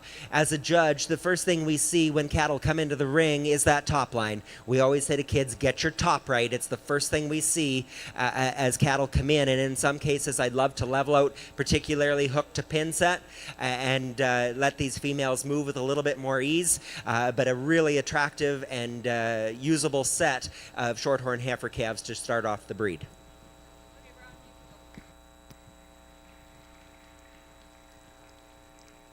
Well, thank you very much, Joe. And placings in the shorthorn purebred females in 2025 out of Split 1. First place goes to entry number 126, 6S Perfect in INF 75N with Bronwick's Wicker. And in second place, entry number 125, Star B Pansy JR 8N with Catherine Fosberg. Next class in the ring in A will be Split 2 of the Shorthorns. In ring B right now, we have the overall grand and reserve champion females in the Semitol division. Coming out of the calves are entry number 36, Mater Rose 7N, and number 28, RF Scream 5117. And out of the yearling division, entry number 58, RWG Parkland M320, and number 51, Flaidland Katie 36N ET, your grand and reserve champion in the Semitol division.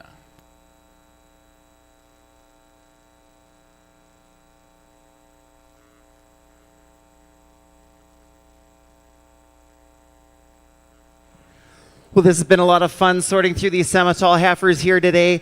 We do, of course, have some Semitol cattle as well, and we really love the breed in terms of the versatility that it has. We can have some power to this breed, but you also, at the end of the day, the Semitol breed is known for that mama cow power, and that's really what we saw here today. And you know why that breed is, or this breed is so popular in the commercial industry. We're going to go through these final drive here. What I'm going to be looking for is some breed character and power, some soundness, some teat and udder design. But I think at the end of the day, what is going to make the defining part between our champion heifers and the heifers that I'm going to leave standing is going to be breed character.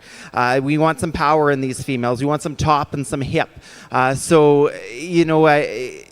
We all love these fancy show heifers, but at the end of the day, these females got to go out and make bulls. And for me, that's why I'm going to go out and select the two females I think they're going to be the females that are going to go out and have some longevity, so going to drop nice udders underneath them, and are going to make those power bulls that are going to go out and do good things in the commercial industry. So for that, I'm going to go out and select my champion reserve champion Semitol female.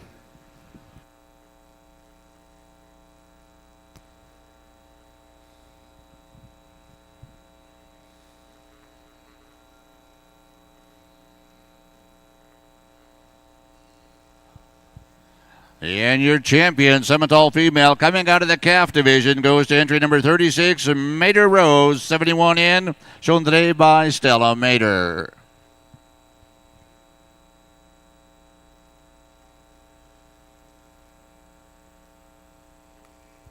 And staying in the calf division, your reserve champion goes to entry number 28, RF Screen 5117, Cade Rentier. Again, a nice congratulations to all of our exhibitors in a very highly competitive Semitol class.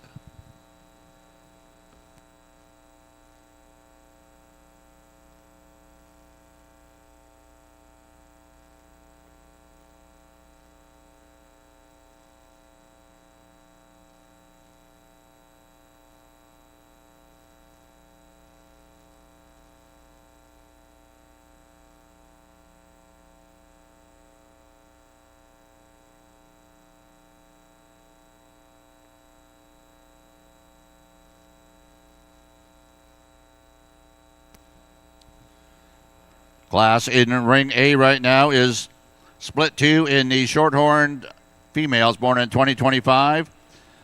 We have entry number 129, Lingley's the Dakara, 11 in with Castleton Scott. Along with entry number 130, Glenford Misty Blue, 19 in with Quinn Keller. Entry number 131, Belle M Flirt, 2 in with Mail Mullenbach. Entry number 132, FCC Picture Perfect, 7 in, first class shorthorns with Leland Fornwald. And entry number 133, Shady Brook Red Kiss, 4 in, Nicholas Dempsey.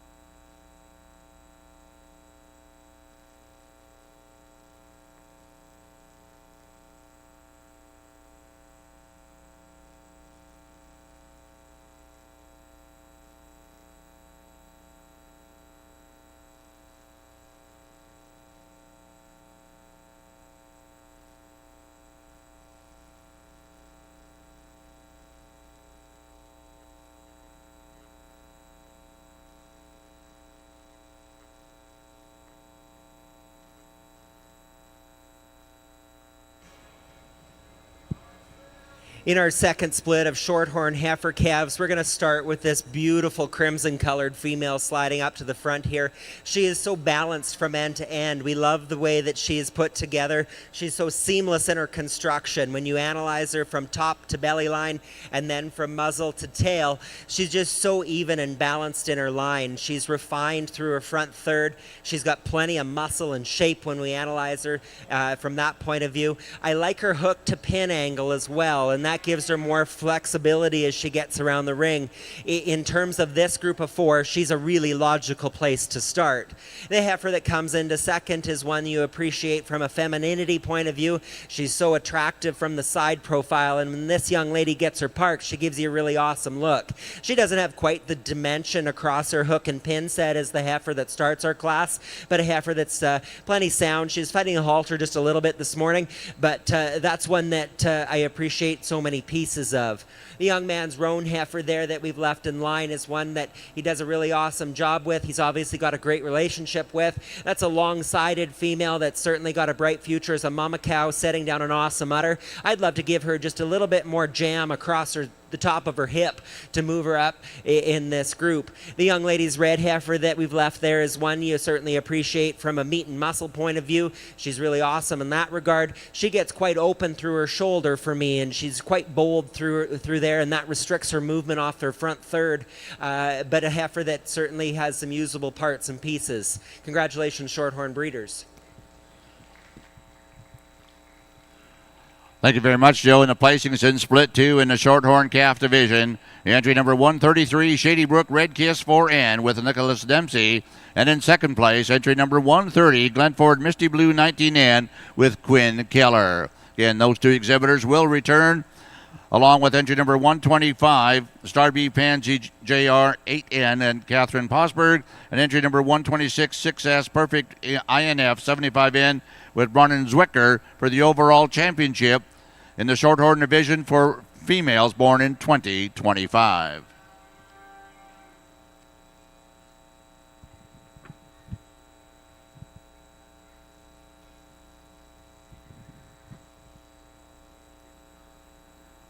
Class in the ring. In ring B, we're going to move into the Black Angus division. This is class 31, split 1. Entry number 82, Brooking Beauty, 52-15, shown today by Tennessee Walter. Entry number 83, Bolton Blackbird, 125 in with Murphy Culligan. Entry number 84, 66, Annie K, 144 in, Ellie Vogel, pardon me. Entry number 85, Boss Lake Ms. Donna, 530 in with Kylie Brunke. Entry number 86, Fryburn Blackburn, 103 in, Tristan Tober. Entry number 87, Mainstream Southern Belle, 11 in, Hayes Aretica. Entry number 88, Murray Magnolia, 122 in, Nevada Murray. Entry number 89, Flat Lake Swan, 128 in with Devon Whitney. Entry number 106, Third Degree Erica, 42 in, Abigail Tomlin. And entry number 90, Fryburn Blackburn, 22 in with Charlotte Dandy.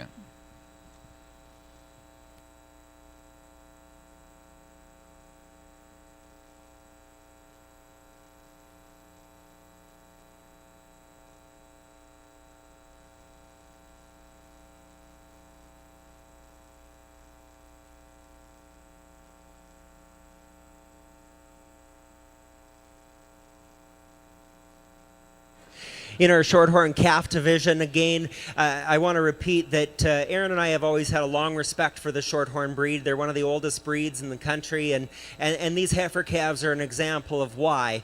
They're so attractive, and I've said it before, but there's very few things more attractive than a Shorthorn heifer calf. We're going to go ahead and use the roan heifer out of the first split. She's just got so much body and dimension to her. She's the widest of these four across her top. A female, I love her length aside, and this calf will be your calf champion. We'll use this Crimson heifer in second for the reserve division here. I maybe prefer the side profile of this Crimson heifer a little bit more than the roan, but that roan heifer has just got just more muscle and more natural shape across her top. But that's a beautiful pair of females to represent the Shorthorn breed. Congratulations. Thank you very much, Joe. And your champion coming out of the Shorthorn division in the 2025 models. Here's entry number 126, 6S, perfect INF, 75N, Ronwick Zwicker. And your reserve champion coming out of the split 2 is entry number 133, Shady Brook Red Kiss 4N with Nicholas Dempsey.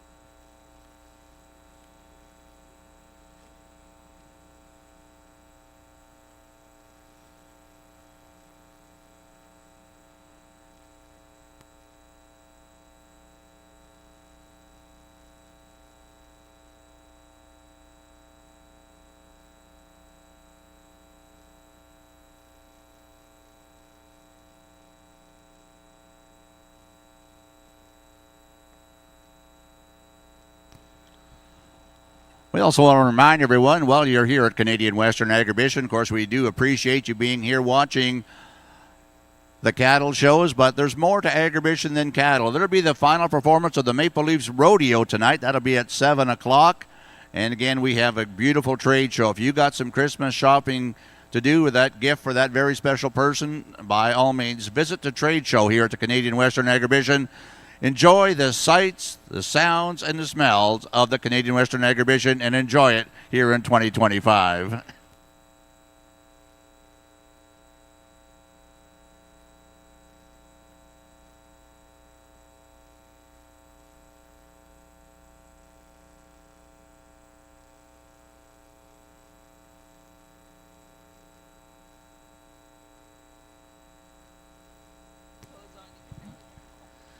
Walking into Ring A right now is class number 38, the Shorthorn Purebred females born in 2024. This will be a single split in this class. This will be number 134, TSS Katrina 3M with Harlan Osborne. Entry number 135, Armac Remington Rose 16M Castleton Scott. Entry number 136, Prospect Hills McKinley Blossom Sakura White. Entry number 137, Edensville Magical Joan 12M with Dawn White. Entry number 138, JTPH Affliction, 91M ET, Ronwick Zicker. And entry number 139, FCCC Nene 103 MET Lewin Foldwald. Entry 139.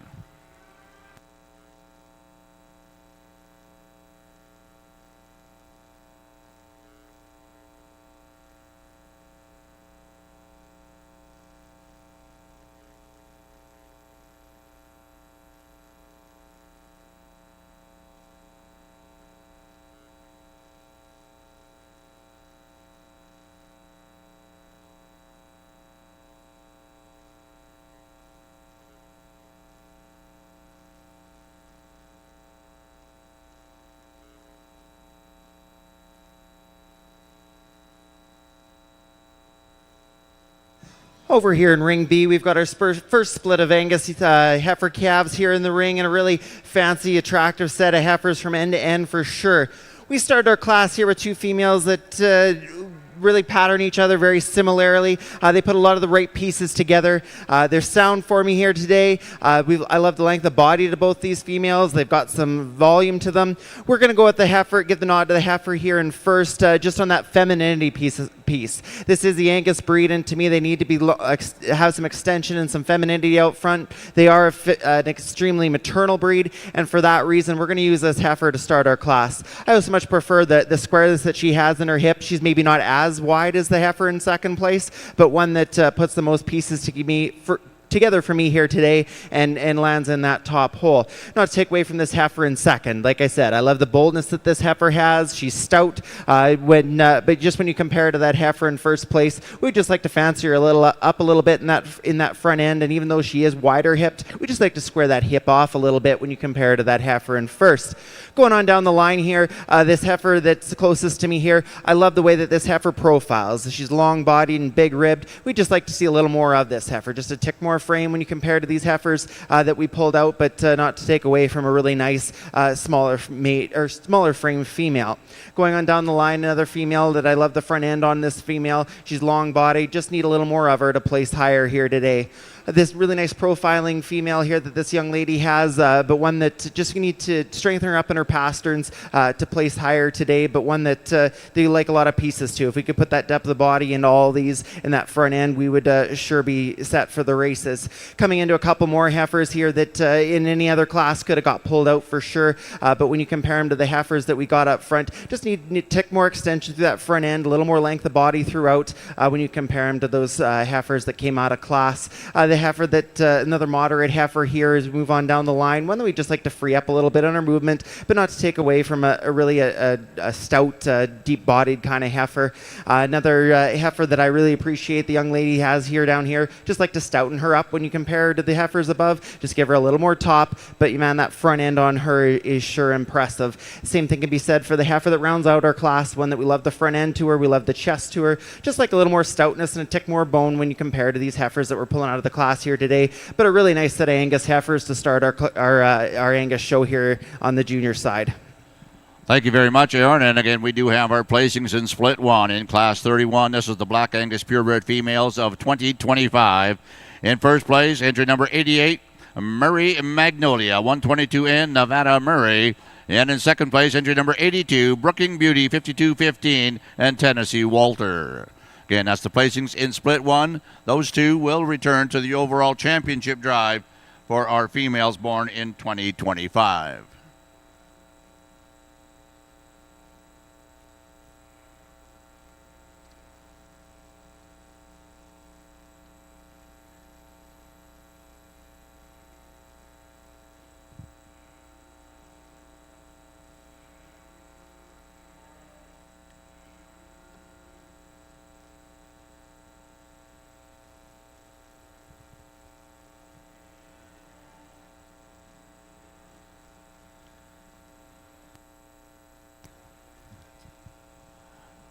We also like to remind everyone, if you're still sitting at home and wondering if you should come down to the Canadian Western Agribition, well, we got a deal for you. It's called the Agribition Express. It's back here. You can hop on the bus for free, get dropped right off at the Agribition gates, and it's only a $20 at-the-door charge. And again, you can enjoy all the fun, the excitement, and everything Agribition has to offer, as well as the city of Regina for the Agribition Express. Again, Pick up the bus. It's free and $20 at the gate, and you're into the Canadian Western Agribition on the final day this Saturday. Again, come and enjoy us. We're having a good time. We got the CN Supreme later on this evening. We got the BMO Junior Extreme going on right now. Finals in the Maple Leaf Rodeo this evening as well. 50-50 draw. When I left the rodeo last night was around $64,000. That's a progressive. Again, so if you see some 50-50 people walking around selling tickets, by all means, that'd be the time to get in and buy them. I think it's going to hit 80 or 90,000 before the evening is over. We're now in Split 2 in class number 31. Our females in the Black Angus division born in 2025. The entry number 91, Freiburn Elba, 9-inch, shown today by Fallen Shire. The entry number 92, Brooking Royal Lass, 51-56, Cordell Morrison. The entry number 93, Brooking Rose, 51-44, Paisley Robertson. Entry number 94, AJA Annie, 556N, Ashton Jugman. Entry number 95 will be a scratch. We're going to move on to entry number 96, Brooking Rose, 5077 with Kiefer Morrison. Entry number 97, AJA Annie Sue, 527N with Josie Jungman. Entry number 98 is also a scratch, so entry number 99 will be next. SVR Black Cat May, 5002 with Corbin Kaufman. And entry number 100, AJA Zella, 524N with Ty Jungman. This is Split 2 in our Black Angus females born in 2025. Over in the Shorthorn ring, we've got our bred females in the ring, and a really interesting group in terms of all the different types and kinds. You could shake this out a lot of different ways depending where your preferences lie, but I think in terms of total package, the two females I've pulled out are the ones that check the most boxes. This roan female, when she's parked, is unstoppable. She's so beautiful. I love the body condition she's in. She's full enough, but not overdone. I love how balanced she is in her side profile. She's got a ton of natural shape and dimension about her. She's really wide pinned, and she's just a really beautiful female. I would love to free her up through her front shoulder as she gets on the go. I'm going to grant that she's been standing on concrete all week like all of us, and I'll be the first to admit my hips are a little sore too. She's just not quite as free moving as I'd maybe like her, but when that young man gets her parked, she's really beautiful. The red heifer that comes into second place is one that's just has the look of a really functional mama cow. She's setting down a tidy udder. She's got a really natural soft belly line about her. A female that you love the neck extension and the overall pattern of her. She just doesn't have that wow factor as the heifer in front of her. I'll be the first to admit Aaron and I aren't set on wow factor. We'd go for brood cow character first and foremost, but in this ring, it's certainly nice to have those added features. It's sort of like buying a car with all the bells and whistles. If you can afford it, go for it. I love the freshness of this heifer that we've left in line. This roan female is so natural in her presentation. A heifer that's extremely sound on the move.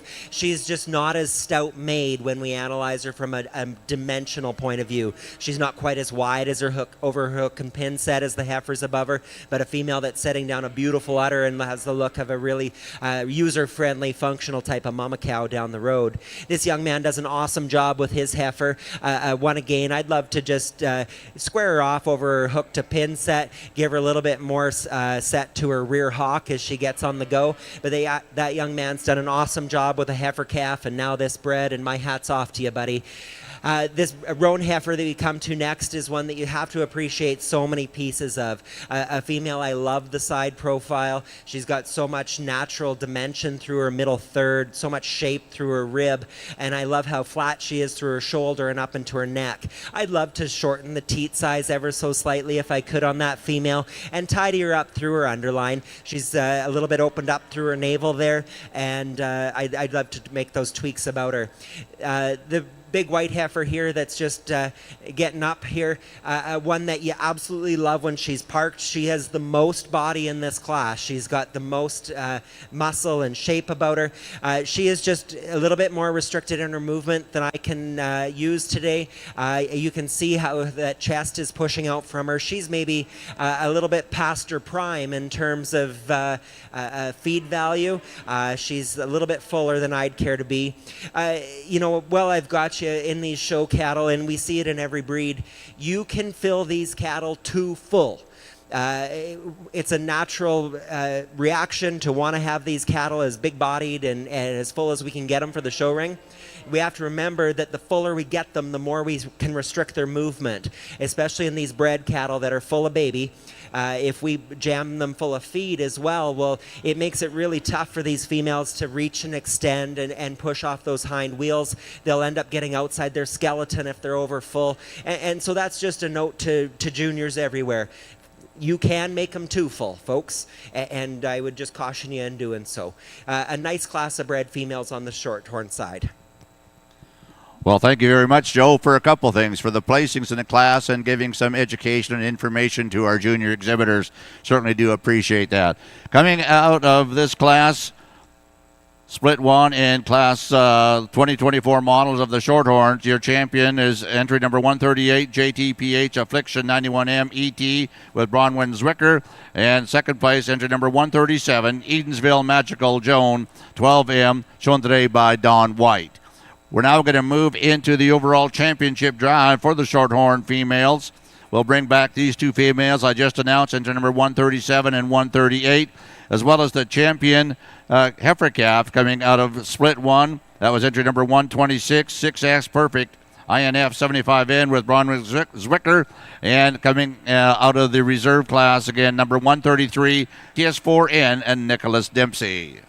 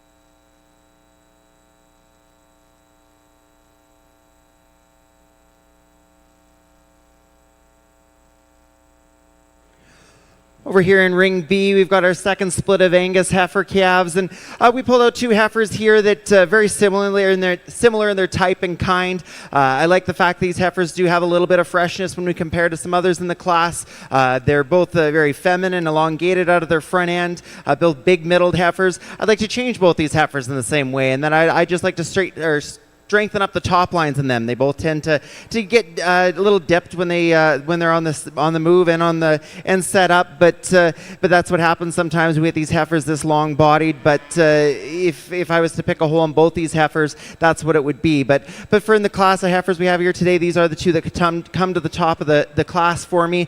The heifer that I chose to give the nod to is one that she's just a little bigger topped. She's a little longer hipped when you compare to that second place heifer. One that I love the hair on this female, how she puts all of her pieces together, and one that's just really sound and easy moving in the ring, and I think and just still has enough freshness here for me today that she comes to the top of the class. This heifer in second place, not to take away from her, she isn't maybe quite as fresh as the heifer that started our class, but one that still gets out and moves well enough for me here today.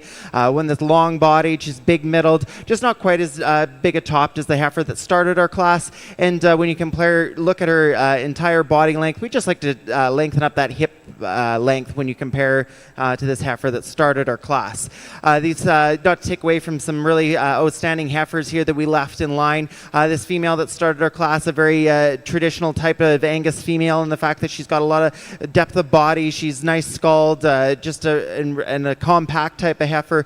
One though that's going to have a lot of longevity and a bright future ahead of her. This heifer that we've got next was the problem heifer for me in the class.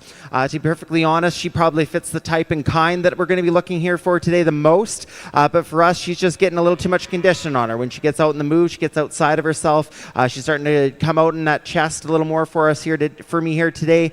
But one that, you know what, I love the depth of body this heifer has. I love how straight she is in that top and bottom line. I love the power that she has. But like I said, for her to be pulled out of the class here today, she just have to be freshened up when you compare to these heifers that we do have pulled out.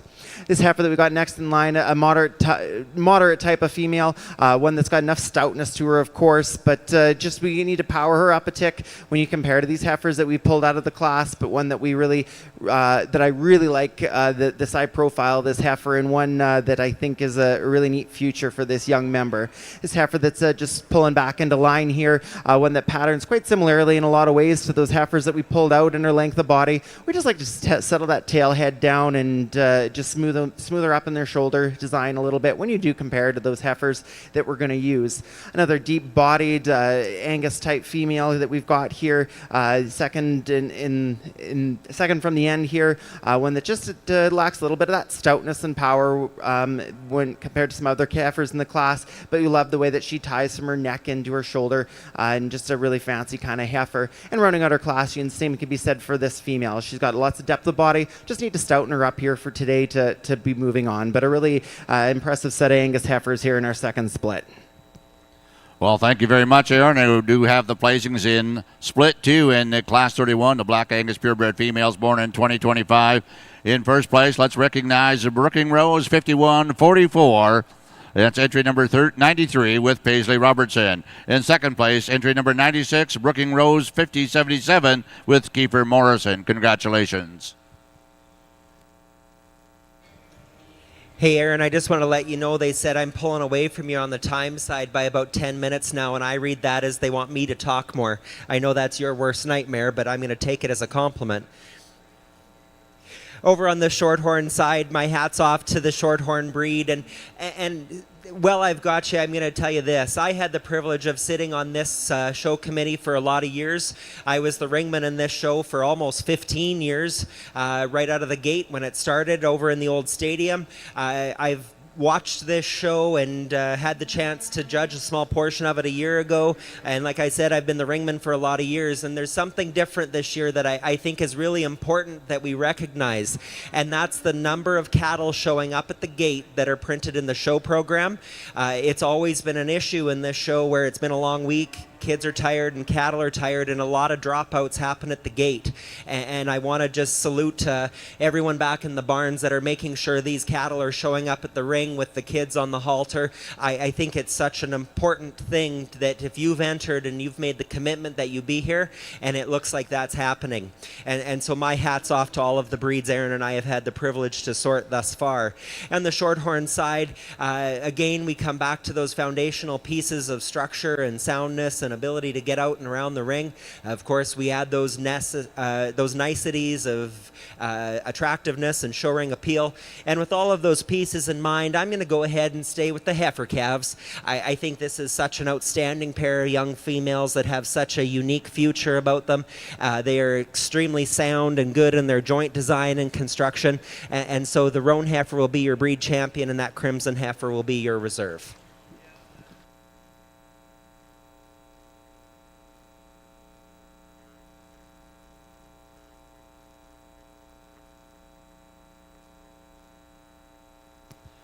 And your overall Shorthorn champion goes to entry number 1.26, 6F Perfect INF 75N, shown today by Bronwyn Zwicker. And your reserve champion overall, staying in that calf division, entry number 133, Shady Brook Red Kiss 4N, shown today by Nicholas Dempsey. Congratulations.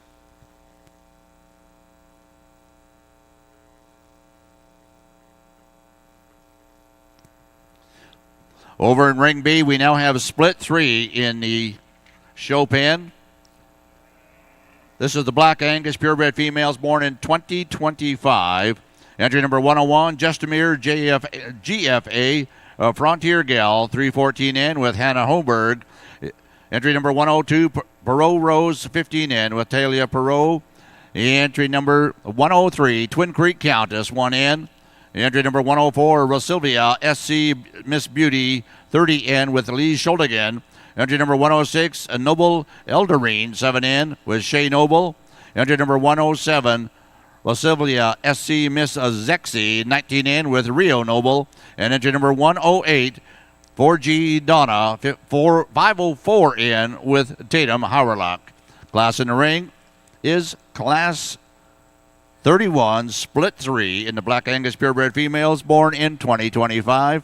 Following this class, we'll bring in our top 2 out of Split 1 and 2 and 3 for the overall champion female born in 2025.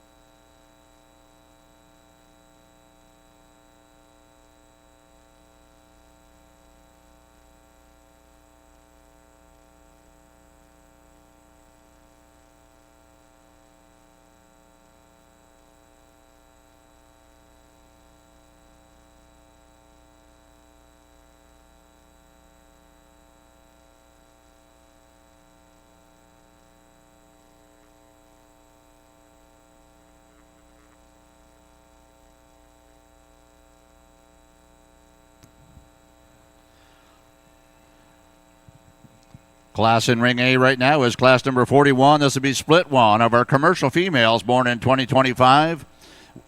We have entry number 140, Reed's Anera, 257N, Hunter Reed.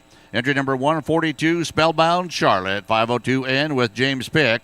Entry number 143, CGH Nelly, 202N, Brady Hansen. Entry number 144, Tip Missy Natty, 4N, shown today by Caitlin Thackeray. Entry number 35, Perot's Black Betty, 24N, Rocco Perot. Entry number 145, CK Blackberry, 20N with Hallie Ballon. And entry number 146, IPU 92L, Tia Lisa Lynn, 1N with Zane Labatt. This is split one, and it's the only split in the commercial heifer calves. For here in Ring B, we've got a really exciting set of Angus heifers here in the ring. One that it's fun to sort really good cattle, and this class that we have here in the ring was a lot of fun. We started our class with a female that just really puts, blatantly combines the pretty and the power all in one package. You know what? She's a long-bodied female. She's incredibly big-topped for her frame size. She's long, but for even how long-bodied she is, she maintains that top line quite well. She goes out and tracks well enough for me here today. A female that just puts a lot of pieces together, and of course is dropping just a beautiful udder underneath her. The heifer in second place is a little bit different type of heifer. She was at first, she's not maybe one that hit me quite as hard as some of the others in the class. But when it came down to it, I love the way this heifer is constructed. She's sound enough for me here today. She tracks out nice. She's deep-bodied. She's really nice through her front end. You know what? Could she be powered up when you compare her to that heifer in first place? Of course she could. But this is the Angus breed, and what this heifer really does is have a lot of maternal power, and I think she fits into that second hole quite nicely. Not to take away from a really stellar set of females that we left standing here. This heifer that is up here at the front, one that in terms of her power and depth tracks our first place heifer quite similarly. Where we'd like to change her is just in that shoulder and neck design. We'd like to smoothen her up in that front third and how she extends from that shoulder to her head. We just like to extend her out a little bit for her to come out of class here today, but one that undeniably has some power to her. This heifer in second place, one that really just you gotta love when this young lady gets her stuck. We love that she's got lots of chest to her. She's long-bodied. She's straight in that top and bottom line. We just like to change up that shoulder construction a little bit. We'd like to give her a little bit more angle. We'd like to settle that point of the shoulder down a little bit into her top line. But one that I love the head construction that this heifer has and the femininity that she has, and just one that in a different class could have come out of it quite easily. Going to a heifer now long down the line here, that the depth of body that she has, and she has a really cowy look to her, one that she's got some boldness to her. We just like to soften her down a little bit on her top line and maybe extend her out a little bit when you compare to these heifers that started our class, but one that definitely fits the type and kind that we're looking for here today, and one that's going to have a bright future ahead of her. This next heifer we've got in the class, she was the problem heifer for me in the class for sure. She definitely fits the type of our first place heifer, one that I love to like the body, the power that this heifer has. For me, it's when you get in behind her, when she's on the move, she gets a little narrow base for me here today. We'd like to stouten this heifer up. We'd like to send her a little truer when she gets out on the move, but one that, like I said, patterns so similarly to that first place heifer. She was certainly in the running here today. Down here on the end, another big-bodied heifer, one that I definitely like that about her. We just like to extend her up through that front end and smoothen her up through that shoulder and just pull this heifer apart in general. We'd like to stretch out that hip and the body that she has, but it's undeniable this heifer has a tremendous amount of body to her, and for that she's going to make just an awesome little cow for this young lady. Well, thank you very much, Aaron. We do have the placings down for Class 31. This is split 3 in our Black Angus purebred females born of 2025. And in first place, we'll be returning to the championship drive in the calf division. Entry number 107, Rasilvia SC Mizexi, 19N, showed today by Rio Noble. And entry number 104 was in second place, Rasilvia SC Miss Beauty, 30N, with Lee Scholigan. Coming out of split 1 in the Black Angus purebred females born in 2025, we'll have entry number 88, Murray Magnolia, 122N with Nevada Murray. And entry number 82, Brooking Beauty, 5215 with Tennessee Walter. They'll be returning for our championship drive. Out of split 2, we're going to bring back Brooking Rose, 51-44, and Paisley Robertson. They'll be joined by entry number 96, Brooking Rose, 50-77, with Kiefer Morrison.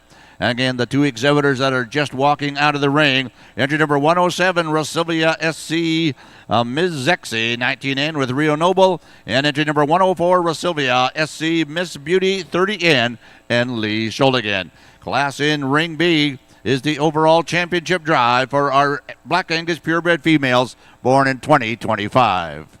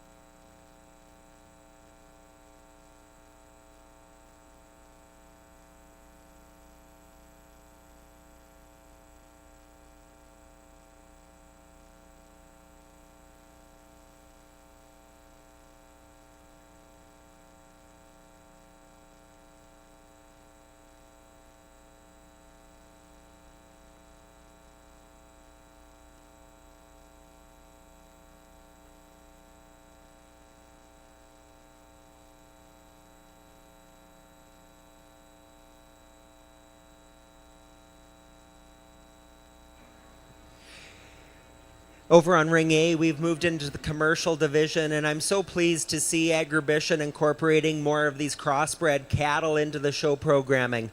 It is naive of any purebred breeder to think that our commercial customers are only using one breed, and I think it is the responsibility of purebred breeders to be encouraging our customers to take advantage of heterosis and to be mixing these breeds together in terms of improving their own bottom line. I think that's something Aaron and I take very seriously, and I know we work with our own commercial customers to source breeds from to put in their bullpen. Better cattle make the whole industry better, and when you can take advantage of multiple breeds to do so, I think it's a win-win for everybody. A little bit of a give and take in terms of our top two, and if you wanted to leave them the way I'd had them originally, I wouldn't argue with you. I think when we are given the opportunity to spend some time in the ring with kids, we deserve to give them the greatest opportunity we can, and I hope that these young members feel that Aaron and I are doing that today. The heifer I'm going to use to start the class is one that's, she's the longer bodied heifer of the pair. She's more elongated in her type and kind. She does tend to rise up out of her skeleton just a little bit as she gets and goes, and I think part of that is, and we saw it when she first came in, she is fighting the halter just a little bit. That's maybe restricting her movement ever so slightly. The longer she's in here, the more she's relaxing and the more settled she is in her top line. I switched these heifers based on natural width. When you get in behind these heifers, I think this first place heifer reads with a little bit more natural shape to her loin and up through her forerib. When we analyze her from the rear, I think this heifer is the longer bodied of the pair. She is more elongated through her front third, but like I said, I did struggle with the way she does tend to pop up out of her loin just a little bit when she gets on the move. I'm confident in my decision that that's the one that does need to start this class, though. This heifer in second, you absolutely love her from a softness point of view. She's got so much center body, so much natural shape through her middle third, and I just love that about her. She's a female that gets around the ring with ease. She is the more moderate of the pair, and you can give and take on frame size all day, whether it's larger scaled cattle or more moderate. I think the reality in our industry is that a hook is a hook when these cattle get into the kill floor, and that is what we're producing. It's beef, and so whether you've got an 800-pound carcass or an 1,100-pound carcass, they take the same space on that kill floor. And so where your preferences lie are up to you. This is the way I see these two females today, a really high quality pair of heifers to start this class. I want to talk about that young April heifer at the front, one that's highly presented, gives you an absolutely killer look from the side, a heifer that just gets outpowered in terms of base width and power dimension end to end, but one I think that has quite unique features that could be a really unique opportunity here a year from now. Young man with the baldy heifer does a really nice job getting that one shown. A heifer that's just a little bit more plain in her construction, doesn't give that really awesome silhouette when we analyze her from the side. This young man with the solid black heifer here in front of me, if you're a parent that has young members that are learning more about showmanship and all these things, I'd love you to go to Vids.ca following the show and watch this young man. This is an absolutely killer showman, and he'd be more than welcome to show one of ours all day. It's a pretty talented young man. That heifer just gets a little bit straighter in her joint construction. She doesn't push off those rear hocks with the fluidity that I'd like her to today, but that's a really good heifer. The red heifer here is one that you absolutely love from a dimension and power and overall shape point of view. She's just a little bit more raw in her construction compared to the heifers above her. I'd love to square her off her hook and pin set if I could, but that's one that reads like a future mama cow for sure. And the heifer that rounds out our class is maybe the problem heifer for me. She's very moderate. She's not the high-performing female in the ring, and that's okay. Where I would change her is give her some more shape through her lower bone. She wants to get just a little bit flatter and lighter in her bone construction compared to the heifers above her, but one that you absolutely love in terms of body and cowy look. That's a really unique group of commercial females over on Ring A. Well, thank you very much, Joe. Again, we do have the placings in split one and only one split in our commercial females for our heifer calves. We'd like to congratulate your champion.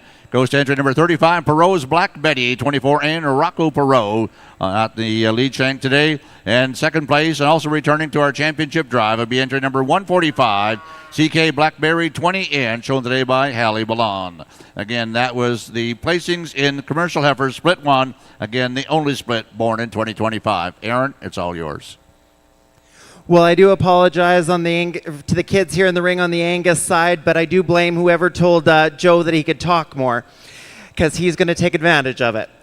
On our division championship here on these Angus females, we got 6 in the ring here that I really love. I think you're able to, from this division, really see the type and kind that I'm going to be looking here for today. Some females with some length and depth of body, so with some angularity through their front end, females that are sound enough, have some freshness, and all 6 of these females I think really exhibit that. There are 2 females though in the ring that I really feel that really do that even more. Some females that have maybe a little more power, maybe a little more freshness, maybe a little more eye appeal than some other heifers in the ring. And for those reasons, I'm going to go out and select my champion, reserve champion Angus heifer calves here for the junior show here at Agribition.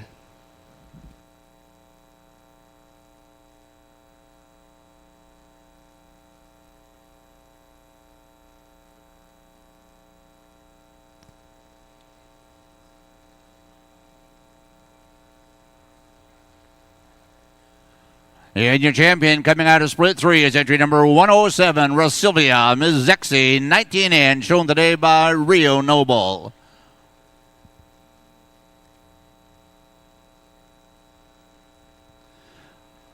And your reserve champion coming out of split 1, entry number 88, Murray Magnolia, 122N, Nevada Murray. Again, congratulations.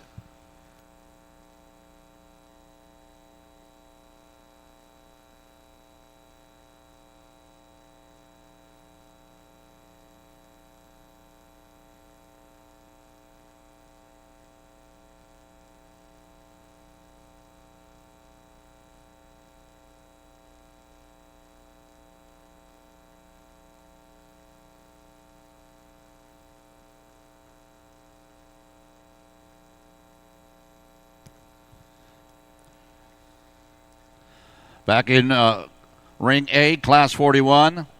We're back into the commercial division. Pardon me, this is the yearling division, 2024 models. We do have one split in this class. Entry number 148.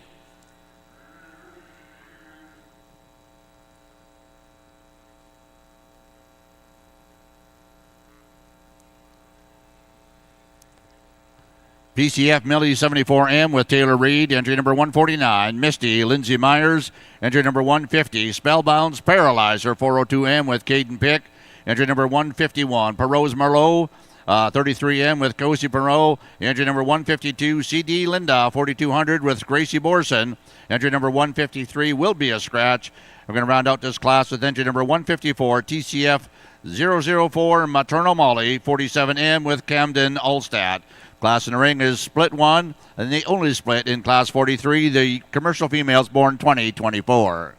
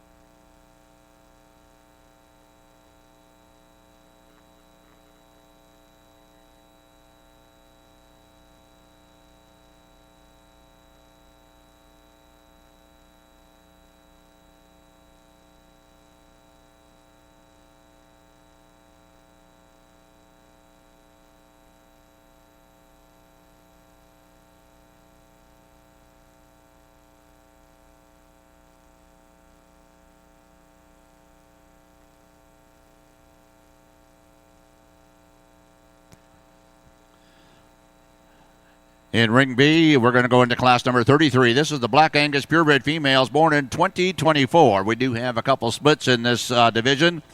First to walk in to be entry number 110, LSP Erica 1M, shown today by Mara Vogel. The entry number 111, Boss Lake Ms. Dixie Erica 411M with Danielle Young. Entry number 112 will be a scratch. We're going to move on to entry number 113, Fryburn Blackbird 36M with Jordan Fry. The entry number 114, BCC Lady Wren 4102 with Landon Brandel. And entry number 115, 6 Mile Empress 98M with Emily Makey. Class and ring is split 1, class 33, the Black Angus purebred females born in 2024.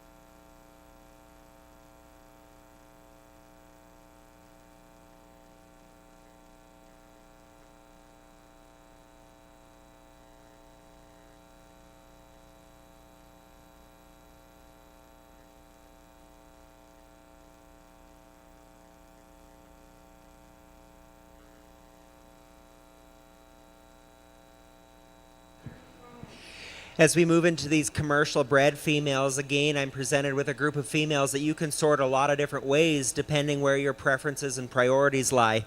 I'm going to give the nod to a female that I think is quite unique in terms of her construction. This female is so sound, and she's another one, I mentioned this in a previous class, she's deceiving in terms of how much mass and shape and natural dimension this female has. You get in behind this female, and she really is quite unique in terms of all she has to offer. A female that's extremely sound on the move, and I just love so many features about her, particularly the silhouette that female has to offer. I don't want to take away from the heifer in second, because quite honestly, in terms of looking at these females in 2 to 4 or 5 years, I think the heifer in second is going to run away with things.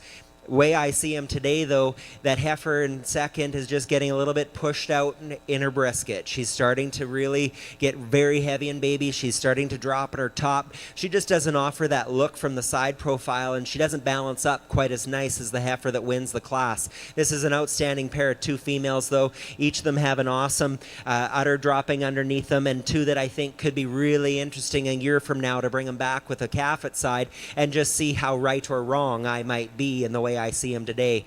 The heifers that continue to stand in line, the young lady with the black heifer here is one that's going to be a really functional and user-friendly type of mama cow down the road. Looks like she's got a really tidy and clean udder under her. Really like the teat size on this heifer. That looks like they're going to be really small and have a lot of longevity bred into them, and I like that about her. The heifer here in front of me is one of the longest bodied heifers in the class. She gives up the natural softness through her middle third as we analyze her compared to some of the other heifers in the class. She wants to pop up out of that tail head, and I'd love to just settle that in about her.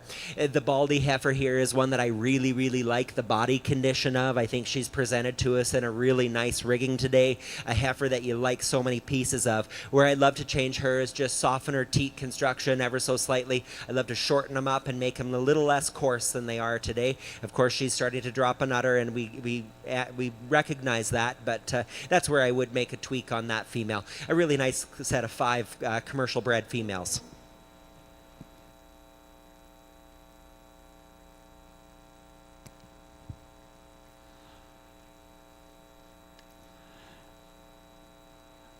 We now have the placings in Class 43 and the commercial females born in 2024.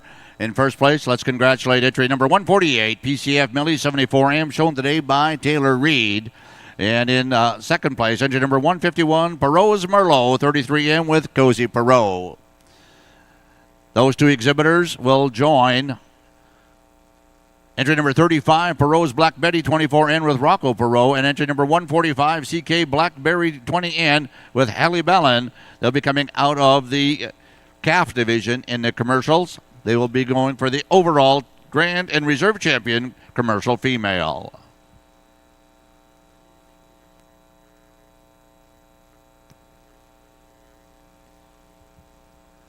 Again, we're very pleased to have Mr. Murray Nelson, the Agricultural Manager, Saskatchewan and Manitoba, standing out there in the ring with the presentations.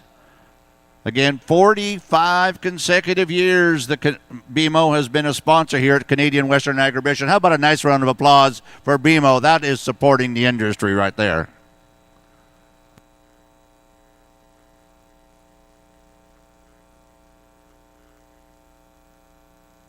Took an extra minute here on this first split of yearling Angus heifers. Just wanted to get another look at the way these females are moving, and that really is a bit of a challenge on splitting these heifers out here today. We started the class with the female that's where she wins the class, absolutely. She's the freest moving female that we have in the class. She's the most extended through her front end. She's comes to us a little fresher than some of the other heifers in the class. She has a little more frame on this female, but that certainly doesn't bother me at all. One for like I said, in terms of a movement and presence standpoint, this heifer comes to the top of our class quite easily. Where we get into some nip and tuck and some back and forth is when we follow into that second hole. There's a few heifers in this class that you could argue they'd follow into that hole, and but we went with the stoutest made female in the class, the biggest middled female in the class. Would I like to freshen this female up? I would. Would I like to settle her down when she in her top as she gets out on the move? I would. But but at the end of the day, there's so many pieces of this female that I do really like. She's big hipped, she's nice skulled, she's extended enough for me here today. Maybe not so as much as the female that starts our class, but enough for me definitely to land in that second hole, and one that there's so many pieces to this female that I do really like. These females that we left standing here, starting off the class, just an April-born heifer here, and you definitely got to take that into consideration when we compare it to some heifers that are much older than her. Long-bodied, a feminine type of female, just gets out-horsed a little bit in terms of power and presence when you compare it to the other females in the class, but one that I think is going to have some longevity and go out and be a good mama cow for this young lady. This heifer that we got standing next, one that I just love the side profile of this heifer. She's so deep-bodied. She's so flat in that underline and in top line. When you compare it, she was definitely in the running for moving into this second hole. But when you compare it to the heifer that we did move in second, she's not quite as stout-made. She's not as long-hipped as this heifer. But similarly to the heifer in second hole, we'd like to freshen her up. This female is getting a little pushed out in that brisket for us here today, just like that in second place, but we definitely don't want to take away from the femininity and just the attractiveness that this heifer has. And this young man does such a nice job of getting this heifer stuck and lined up for us here today. Rounding out our class, another big-bodied female, one that maybe tracks very similarly to our first place female. For her, we just like to straighten up those back pasterns on her. She comes down and hits those a little hard and just a little weaker on those when you compare to those heifers above her, but one that you love the length of body this heifer has, the volume, and just the attractiveness in general that she has. So a female that definitely is good in her own right, and in a different day or in a different class, she could definitely be moving on. So really nice set of Black Angus yearling heifers to start off here. Well, thank you very much, Aaron. And coming out of Split 1, Class 33, the Black Angus purebred females born in 2024. Entry number 111, first place, Boss Lake, Ms. Dixie Erica, 411M, shown today by Danielle Young. Then in second place, entry number 113, Fryburn Blackbird, 36M with Jorn Fry.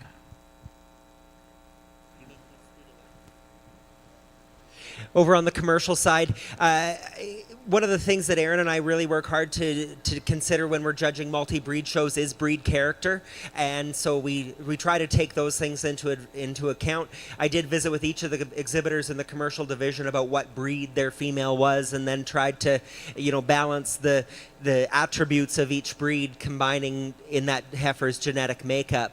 I think that it's really logical for me to stay with these bred females. I mentioned in class they're quite different in terms of their type, but they're two females that are very sound on the move. They've got plenty of shape, and they both are dropping really beautiful udders. I think, like I said, a year from now, if you told me I was wrong and brought a baby out to prove it, I wouldn't argue with you. But the way I see them today is the way they stand, and we're going to stick with these bred heifers to be the commercial division champions. Thank you. Thank you very much, Joe. And your grand champion coming out of the commercial division in the 2024 model was entry number 148, PCF Millie 74M, shown today by Taylor Reed. And also staying in that yearling model, Class 43, your reserve champion, entry number 151, Perot's Merlot 33M with Cozy Perot. Congratulations.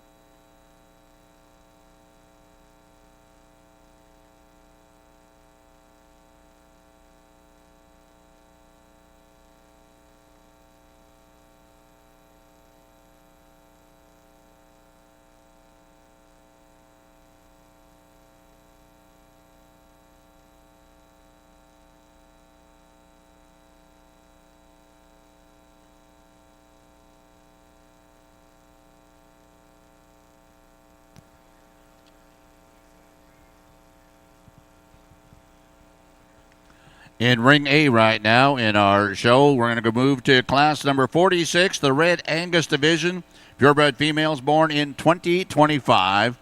This will be split one. Entry number 155, a Red SVR, Ms. Fry, JA, 72N, Eva Muxlow. Entry number 156, a Red Cod, Amber, 216N, Corbin Reed. Entry number 157, Red 6-Mile Cheetah, 144N with Gus Reed. Entry number 158, Red Mark Mac Ruby, 74N with Morgan Debenham. And entry number 159, Red Steen ELF, 2246 Alley, 57N with Lane Steen.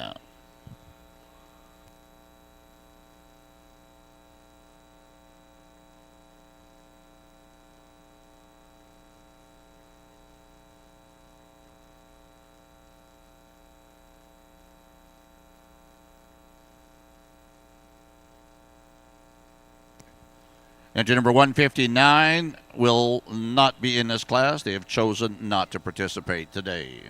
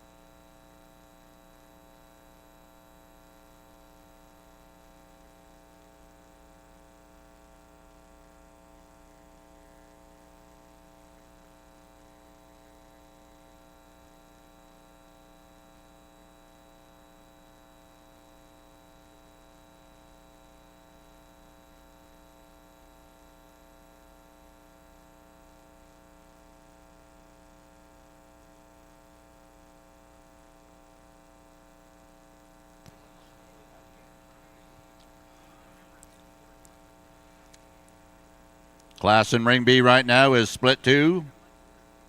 In the Black Angus purebred females born 2024, we have entry number 116 ASM, Cattle Eldom, Lisa, 406M with Bryn Stepler. Entry number 117 SVR Lady, 305M with Seeger Anderson. Number 118 will be a scratch. We're going to go to entry number 119, Golden Oak 1054 Magnolia, 435M with Nevada Murray. Entry number 120, Terron Jaybird, 64M, Casey Adams. Entry number 121, Black Gold Ms. Tibby, 133M with Lee Sholigan. And entry 122, 4G Rose, 443M with Kira Howerluck.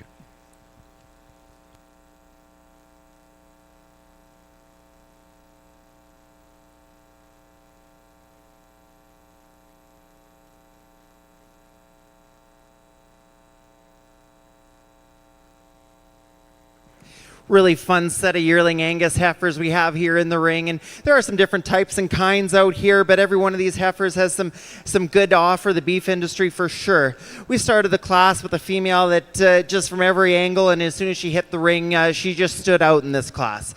She's really combines everything that I like about each and every female in this class all in one heifer. She's long-bodied, she's soft-made, she's getting heavy in calf now, and of course, that she's maybe not as free-moving as some cattle we've seen today, but she's certainly free-moving enough for me, considering that she's going to be dropping down and having a baby here in a little over a month. So, but a female that when you really analyze how she's put together, where she, that length of body she has, for how long a body she is, she still holds that top line up really nicely for us here today. And I think she's going to be dropping a nice udder as she moves forward. And then just even in terms of a show heifer, all those niceties that we like, that shoulder angle is right. She's got some extension. She's nice scald and flat top. So just a heifer that for me just came to the top of this class quite easily. This heifer in second place is one that follows her the most similarly in class in terms of her body and that strength over her top line. Yes, like I mentioned about the first heifer, these heifers are getting heavy in calf, and what I really like about this female is she's holding that top line up. What I would like to see this heifer just pulled apart a little more. When you compare to that heifer in first place, she's just not as long bodied, she's not as long spined, but one that you'd love how she's designed through her front third. She's extended through that front end, how she ties in from that neck to her shoulder. Just a female that really rounds out our top two quite nicely, and one that I think is, as she matures into a cow, is going to be a really impressive female. These females that we have still standing, a long-bodied heifer that we have up at the front of the class, one that could just be stoutened up a little bit when you compare to some other females in the class. One that we like her head, we like her soundness and what she's going to offer this young lady moving forward. But like I said, just needs to be a little more powered up and stouter when you compare overall. This heifer, we move on down the line, one that is comparable in type and kind to this heifer that we have in second place. We just need to freshen this heifer up. She's getting plenty full for us today. That brisket's getting pulled out in front of her, and because that is just restricting her movement, and she's just not getting around nearly as well as some of the other females. But like I said, the fact that she's heavy in calf is definitely contributing to that, but one that I think is just going to be a good brood cow for this young man that's doing a heck of a job in the ring here today. This next heifer in line, she was a bit of a trouble heifer for me, and she was definitely in the running for our top three. One that matches our first place heifer quite similarly for a lot of ways in terms of her length of body and her power. Where I really struggled with this heifer is just that top line. She falls quite steeply behind that front shoulder. Yes, she is getting heavy in calf, but when you can compare the heifers above her in the class that are able to hold that top line up, that's just where she lands still standing as opposed to coming out of this class. But one that you got to love for her length of body and that center middle that she has, and saw some attractiveness for this female. And she'd be one that'd be interesting when she comes back next year with a baby beside. I think she could be really competitive. Rounding out our class is one that just maybe lacks some of that attractiveness that we've got some of the other females in the class. A long-bodied, a big top kind of a heifer, but one in terms of just a show heifer type and just lacks some of the balance compared to these heifers that we're going to pull out of the class. But a really nice, functional, fun set of yearling Angus heifers here in Ring B for our second split. Well, thank you very much, Aaron. We do have the placings now in Split 2 in Class 33, our Black Angus purebred females born in 2024. In first place, let's congratulate entry number 119, Golden Oak, 1054, Magnolia, 435M. And in second place, entry number 120, Teron Jaybird, 64M with Casey Adams. Over on the Red Angus side, I'm going to start the class with a female that's so well balanced. She's seamless in her construction, and I love the way she blends from end to end. She's just so well put together. I love how flat she is in her shoulder and how that blends into her brisket and up into her neck construction. A female that's extremely sound on the move and good jointed. One that's just so attractive from her side profile as well. That's a really nice heifer calf to start off this class. The heifer calf in second, and maybe reads with a bit more brood cow character. She's a little bit more robust in her shape perhaps than the heifer that wins our class. She's not quite so balanced though. She wants to a little bit more brisket coming out through that front shoulder, and she's not quite as nice through her hook to pin set as the heifer that wins our class, but a really a heifer that reads as a future brood cow to me, and one that is certainly sound and good footed and looks like she's got a lot of future. The young lady there with the heifer calf just turning out, doing a nice job gaining some confidence in the show ring. That's a heifer I'd love to just adjust the angle to her front shoulder to give her some more ease of movement as she gets on the go. She just doesn't have the reach off that front shoulder that I'd like her to see. The heifer that is just coming back into line there is probably the longest bodied heifer in the class. She's extremely attractive when this young man gets her parked. Where I'd change her is the top of her shoulder. She wants to roll the top of her scapula more than I'd prefer, and that tends to just change the way she reaches off that front leg. But a heifer, like I said, is extremely attractive and well presented today. One that's going to be a nice mama cow for that young man. Thank you very much, Joe. The placings on Split 1 in our Red Angus purebred females born in 2025. In first place, let's congratulate entry number 157, Red 6 Mile Cheetah, 144N, shown by Gus Reed. And in second place, entry number 158, Red Marmac Ruby, 74N, with Morgan Devon.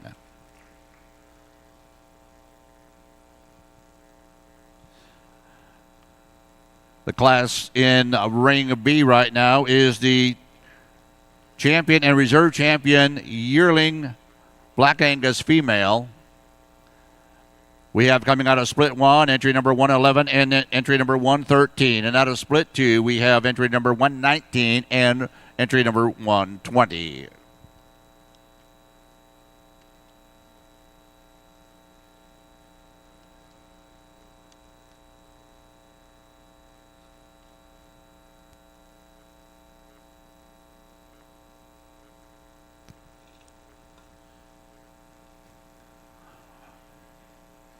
We're going to bring split 2 in now on our purebred red Angus females over in ring A. Entry number 160 will be a scratch. Entry number 161, red DKF Miss Jukebox, 12 in with Hadley Anderson. Entry number 162, red Coburn Cora, 5002, Lexi Coburn. Entry number 163, red Tehran Renee, 43 in with Casey Adams. And entry number 164, red DKF Miss Hank 2 in with Hunter Bryce. Again, this is split 2 in the red Angus females born 2025. We've got our Angus Yearling Division Championship here in Ring B, and 4 females that I think really match what I'm looking for here today. Some females with some substance and some body.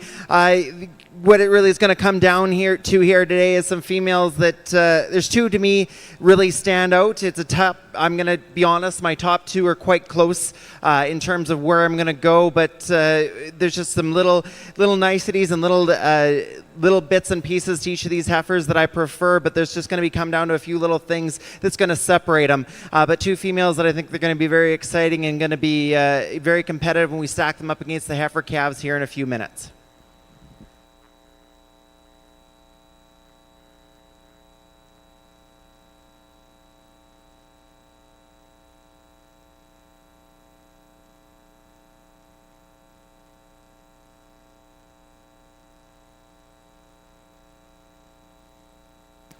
And your grand champion coming out of split 1 is entry number 111, Boss Lake Ms. Dixie Erica, 411M. Shown today by Danielle Young. Your reserve champion coming out of split 2, entry number 119, Golden Oak 1054 Magnolia, 435M with Nevada Murray. Congratulations.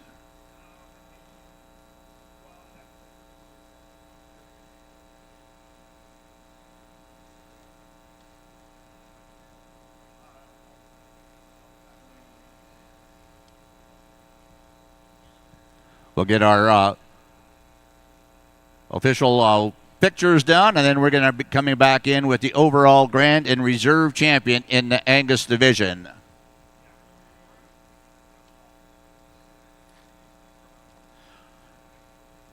course, returning to the overall grand and reserve champion drive will be the 2 females we just acknowledged in the yearling division. To be entry number 111, Boss Lake Miss Dixie Erica, 411M. Be joined by entry number 119, Golden Oak 1054 Magnolia, 435M.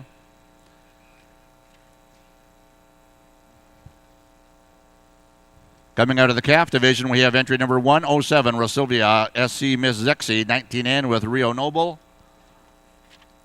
And entry 88, Murray Magnolia, 122N with Nevada Murray.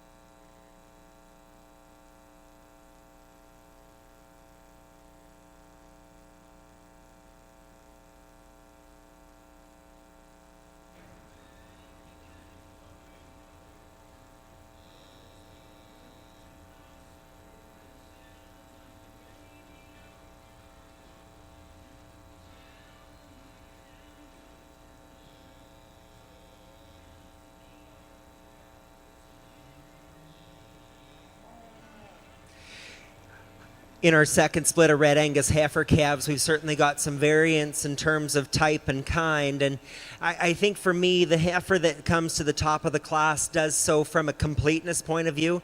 She doesn't overwhelm you in any particular way, but she's the most sound in her design. She gets around the ring with the most ease. I like her flexibility of joint. I would love to settle her down in her loin just a little bit if I could, but I appreciate the center body of this female. And with that much mass through her mid-third, she's still nice enough through that front shoulder and up into her skull. That's a female that, like I said, puts the most correct pieces together for me today. The heifer in second is the most moderate heifer in our class. I don't mind that about her.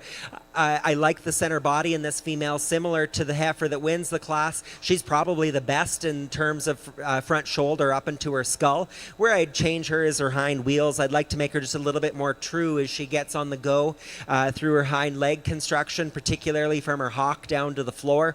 But a female that lands into that second hole based on center body and overall dimension. This heifer stands in front of me is extremely impressive in terms of an overall body and power point of view. I really like that about her. I'd love to just true her up through her hind wheel and give her some more ease of movement there. And then the same could be said on her front shoulder. She wants to get a little bit more bold through the point of her shoulder and a little bit wider in her shoulder construction. That just inhibits her ability to reach and flex as she gets on the go. And I'd like to tweak that about her to move her up in the class. I'd say the same about this heifer coming in now. I'd love to push her shoulder in and make her just a little bit freer moving off that front shoulder. She gets a little bit more round in her construction and her muscle pattern, and you can see that from her hook to pin set down into her stifle, just a little bit more round in her pattern. A nice set of Red Angus heifer calves in this second heat. Well, thank you very much, Joe. In the placings in split 2 in our heifer calf division in the Red Angus. In first place, let's congratulate entry 163, Red Tehran Renee, 43N with Casey Adams. And in second place, entry number 161, Red DKF Miss Jukebox, 12N, being shown today by Hadley Anderson. Over here in Ring B, we have our champion Angus female, and 4 females that I really like a lot of pieces of. Every one of these females I think is going to go out and make not only an impact on each of these programs, but also in the beef industry in general. It's so exciting to see so exciting for the Angus breed to see this caliber of cattle out in their junior program, and any one of these females, are quality, are champion quality for sure. For me, I'm going to go out and select the 2 females that I feel fit that what we're looking for here today the best. But that being said, on any other given day, we could switch these females up, of course. But it is my job here today to go out and find the females that I feel are the best as we see them here today. So for that, we're going to go out and I'm going to select our champion and reserve champion Angus female.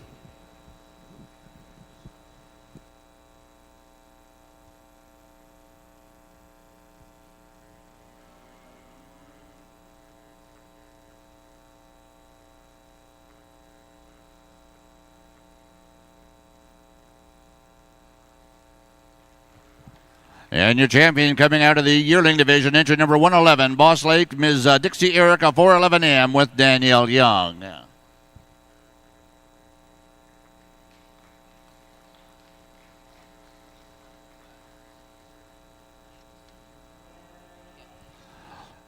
Also coming out of your yearling division will be your reserve champion, entry number 119, Golden Oak, 1054, Magnolia, 435M with Nevada Murray.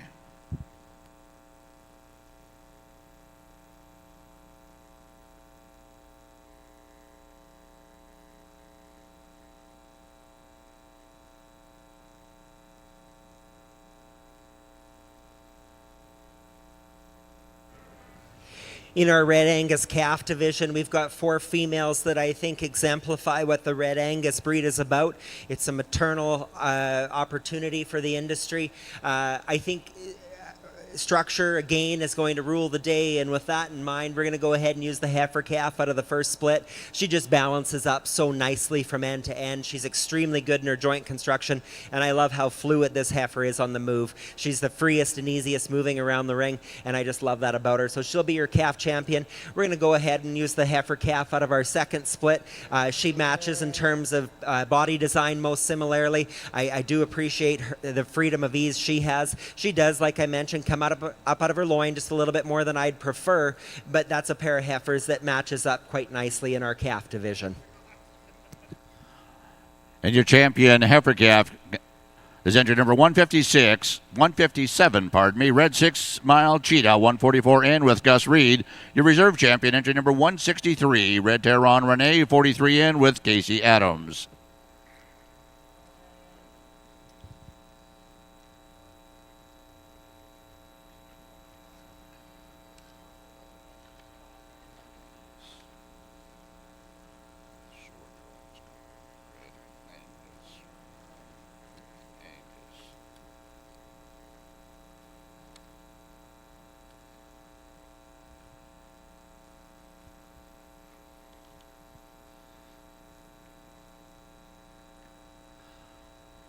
In Ring B, we're moving into the Charlet division. This will be Class 51, females born in 2025. We do have a couple splits in this class. We have entry number 169, Longview Tiffany, 41 in with Declan Alum. Entry number 170, SBY Elsa, 550 in with Katie Kolonowski. Entry number 171, McTavish Jewel, 82 in with Hayden McTavish. Entry number 172, Nira Nirvana, Moment 1 in, Sarah Wimp. Entry number 173, HKS Ms. Lane, 51 in with Elise Howe. Entry number 174, SVY Jewel, 536 in, Briar Blanchette. Entry number 175, PCCX Nancy, 51 in with Haley Caldwell. Entry number 181, CTU H. Lake, Miss Berkeley, 22 in, Fisher Cavers. And entry number 186, CKE Carissa, 7 in with Elliot Englot. This is split one in the Charlet females born 2025, class number 51.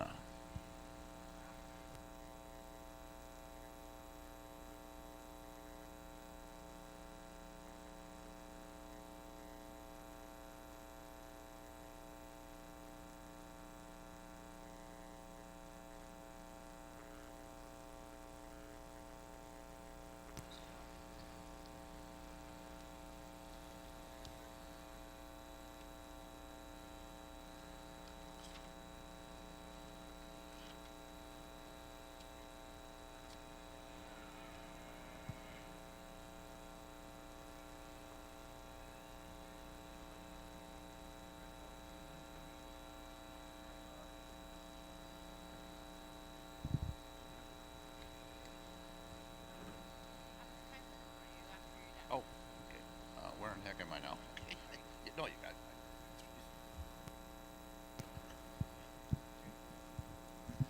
Class in Ring A right now is class number 48. This is Red Angus Purebred females born in 2024. Entry number 165, L83 Millie, 437M with Tana Lee. Entry number 166, L83 Tink, 493M with Tegan Lee. Entry number 167, Red Coburn Lassie, 4071 with Lexi Coburn. And entry number 168, Red Cinder Fry, JA 1129M with Tavania Yoder. Split one and only one split in our females born in 2024 in the Red Angus division.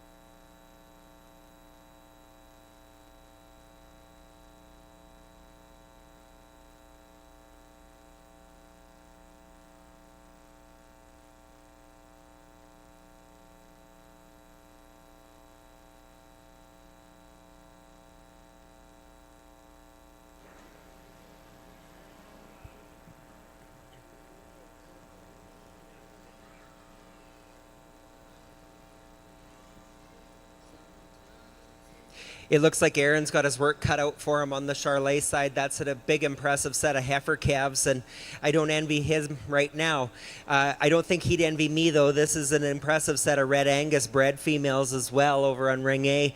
We're going to start with the female that is just an undeniable presence when she comes into the ring. She is the largest scaled female. She's got the most power, and there's just no denying that. She's a big girl, but she's got all the goods to back it up. There's plenty of heifer here. She's dropping a beautiful udder. She does push the upper limits of body condition for Aaron and I. She does get on the upper echelon of where we'd love to see her at this point of view. That does hold her up in her movement just a little bit. She's not quite as free moving as I'd maybe prefer her to be, but she's just an undeniable beast. She is so much presence in this female, and she comes to the top of this class based on that.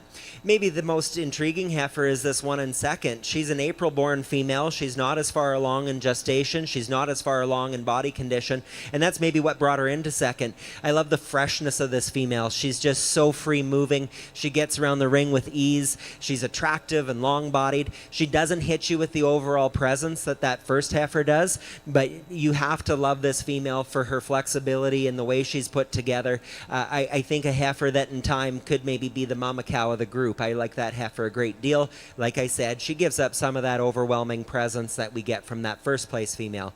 This heifer that we left standing in class is one you like a lot of pieces of. I'll be honest, for me, she's maybe a little bit too on the moderate side. This is, I wouldn't even say moderate, I'd say borderline smaller framed female. It looks like she's dropping a nice enough udder. There's lots of female there in terms of body, but I'd love to stretch her out and just make her a tick bigger to run with these heifers ahead of her. The heifer that rounds out the line here is one that's maybe getting a gain on the outside limits of where we find body condition. She's pushed out in that chest more than I'd like, and that's opening her up in her shoulder. But a heifer you appreciate when she's parked. This young lady does an outstanding job of presenting this female. Again, I'd just love to settle that shoulder in and give her a little bit more ease of movement as she gets around the ring. A really unique set of Red Angus bred females. Well, thank you very much, Joe. Certainly do appreciate the comments on this good Red Angus purebred female born in 2024. Again, and your champion in the yearling division is entry number 167, Red Coburn Lacey, 40-71, shown today by Lexi Coburn. And your reserve champion in the yearling division is entry number 165, L83 Millie, 437M, shown today by Tana Lee. These two exhibitors will join entry number 157, Red 6 Mile Cheetah, with Gus Reed, along with entry number 163, Red Terron Renee, 43N, with Casey Adams, for the overall Grand and Reserve champion, Red Angus female.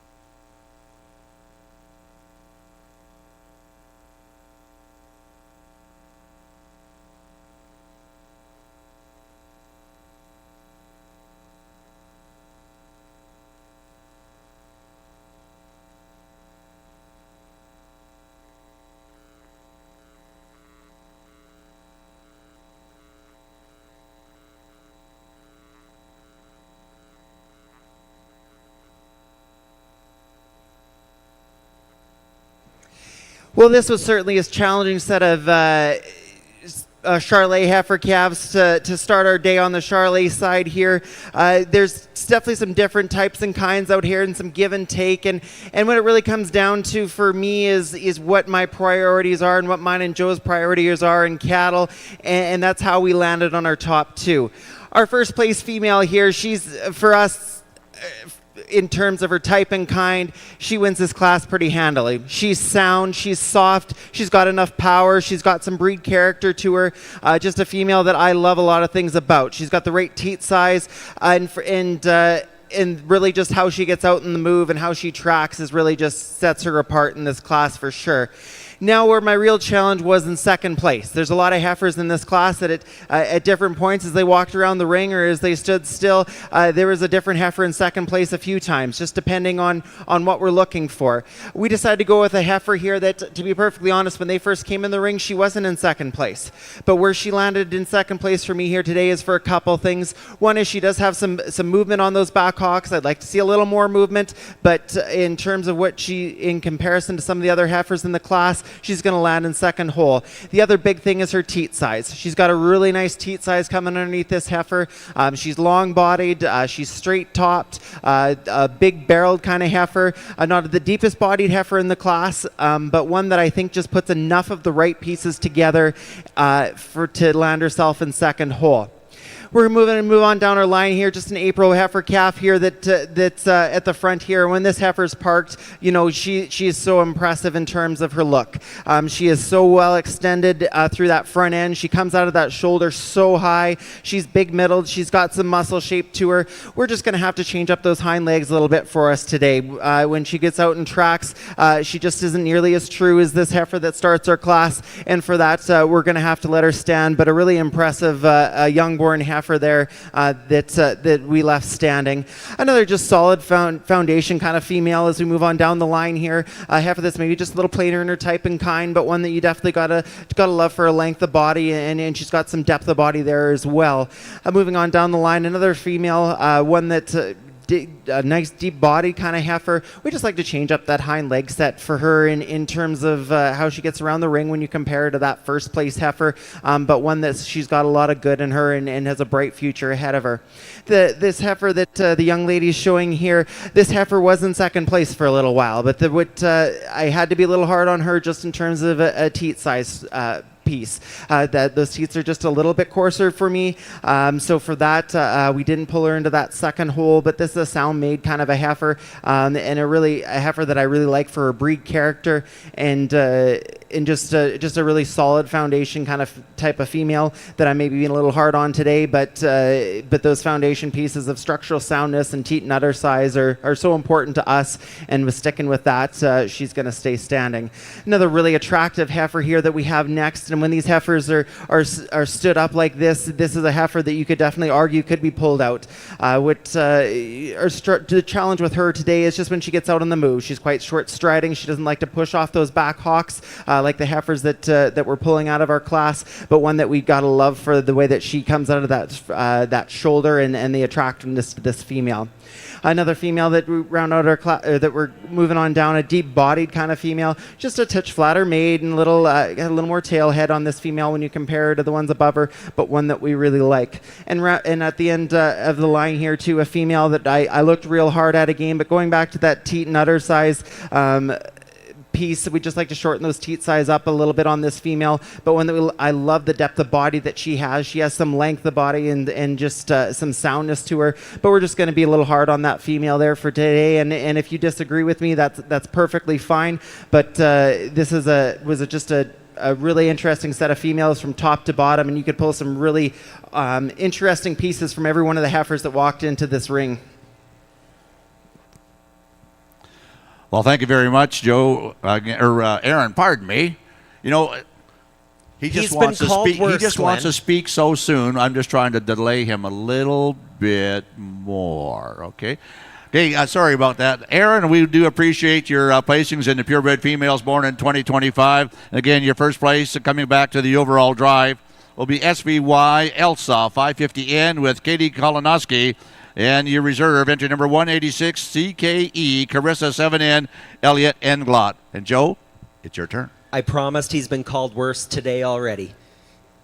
In our Red Angus Breed Championship, I'm really happy with this group of females. And, I'll be honest, I've spent a lot of time in the Red Angus breed, not as a breeder, but as a close friend to some breeders. And it's just such a pleasure to see the quality of the females that we've had in this breed. It's not been the biggest breed, but certainly high quality. We're going to go ahead and stay with the bred females. I think this is a really intriguing pair. They're a little bit different in their type, but I think there's a lot of future in terms of mama cow here. So we're going to use the 2 bred females for your breed champion and your reserve. And so your overall champion in the Red Angus division coming out of the bred section, as Joe referred to. Entry number 167 is your grand champion, Red Coburn Lacey, 4071 with Lexi Coburn. Your reserve champion, entry number 165, L83 Millie, 437M with Tana Lee. Congratulations.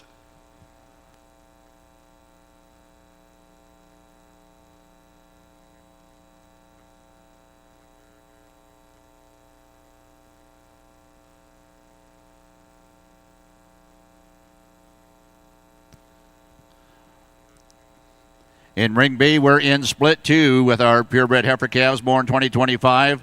We have entry number 176, McTavish Cinnamon, 4N with Emmett McTavish. Entry number 177 will be a scratch. 177 is a scratch. Entry number 178, Shard Creek, Nevada, 22N with Hannah Caldwell. Entry number 179, Hidden Lake Nancy, 13N with Paisley Barron. Entry number 180, Longview Versavage, 8N with Grace Whitus.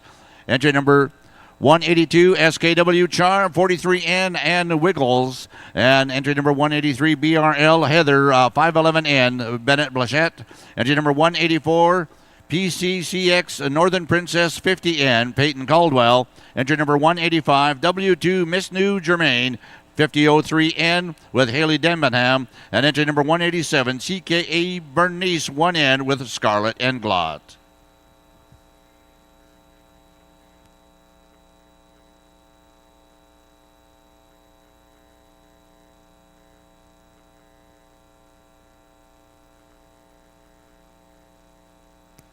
I do apologize to you, Aaron. I kind of rolled 2 splits together there. So just your first ones are split 2. We'll get to split 3 later on.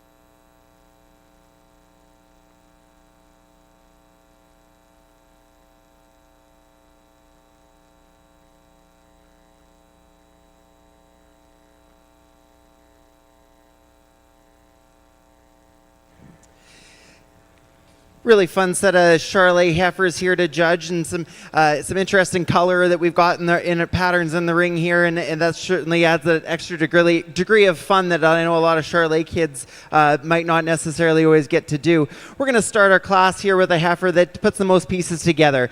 She's not the most powerful heifer in the class, that's for sure, but one that she's definitely the soundest. When she gets out on the move, she pushes off those hind hocks quite nicely. She's very fluid in her movements. She's right in her angles. She tracks true, and for that, this heifer is going to start our class. One that, besides that, she's got some top to her. She's got some levelness over that top. She's got some barrel. Not as powerful as our heifer in second place for sure, but to me, she reads a female that's going to go out and last for a long time and do a really nice job for this young lady moving forward. Our heifer in second is definitely the power heifer of the class, and when I think of a good Charolais heifer, this is the kind of female that I have in mind. She's big and bold through her middle. She's long. She's got a big hip.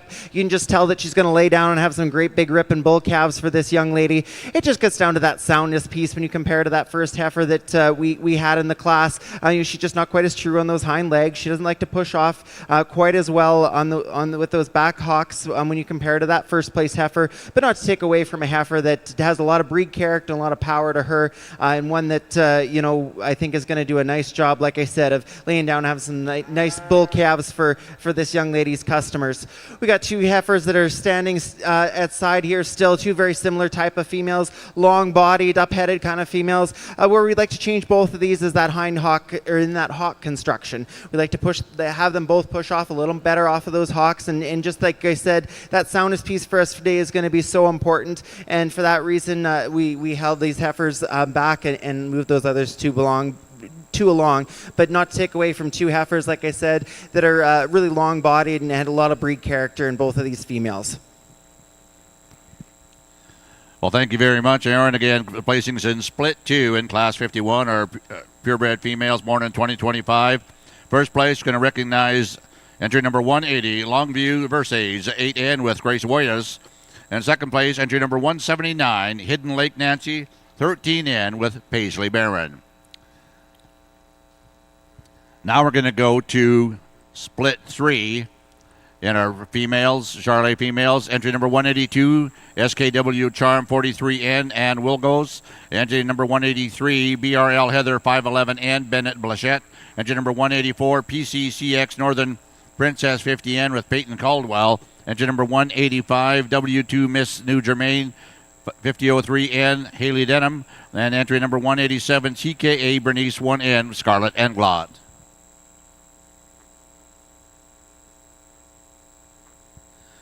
Class in Ring A right now is Class 56. This is our purebred females with a 2025 tattooed calf at side. We have entry number 199, RWG Goodnight L415. Calf at side, RWG Goodnight N411. Brought to us today by Keston Holman. Entry number 200, also in the arena, at Freiburn, Georgina, 99L. Calf at side, Freiburn Blackout 1N. Shown today by Dylan Fry. Entry number 201, SBY Starstruck 338L. Calf at side, BRL Starstruck 544N. Briar Blachette. And entry number 202, Blair Athol AD 27C Saucy 14L. Calf at side, Blair Athol MKAD Spicy 35N with Hannah Lees.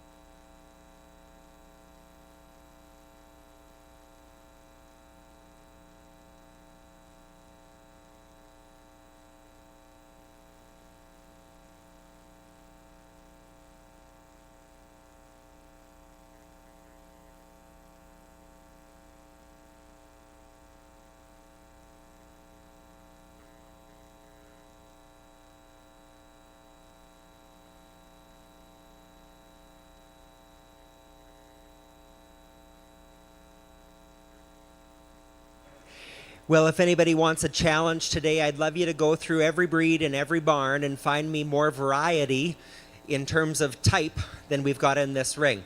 We've got one end of the spectrum to the other. We've got 4 different breeds represented, and so I apologize for taking a little bit more time, but in terms of appreciating breed character, in terms of everything that these mama cows have brought to the table in their first year of production, I think it's certainly worthy to take a few extra minutes on these females. I'll be honest, the Charlet pair was my winner the moment they came in the ring. This is a large-scaled mama, but she floats when she gets on the move. She's so true in her skeleton. She's extremely good in her joint construction, and she gets out and move around the ring with ease. This is just a March-born heifer calf, so there's plenty of production value there already as well, and I appreciate the way that baby patterns after mama. I think this is a heifer calf with a world of future. I think that this is a pair that comes to the top of this group quite handily. The Angus pair in second comes there based on production value and structural integrity. I love the way that this female gets out around the ring. I walked them again, and when I split my second and third pairs, it's the way that this female moves around the ring. She's so true on her front wheels. They track dead straight, and then she fills her holes and covers those with ease. If I'm honest, I would love to pull this mama apart. She is on the smaller side for me. I'd love to see more of her. I think Aaron would probably agree with me as he's watching from the far side, but when you analyze her and from a production point of view, there's no denying the value that she's put into that bull calf. I think it's important that we consider generational improvement in these pairs. Every generation needs to be better than the one before it, and I would say that this mama has done that. So based on structural integrity, based on generational improvement, I think that's why this mama cow comes into second. I won't deny that this mixed colored pair here is my third. This cow is nothing short of impressive when you analyze her from a mass and volume point of view. I think she's just so impressive in that regard. This is an April-born baby, and I think she's passed a great deal of those traits on to her baby.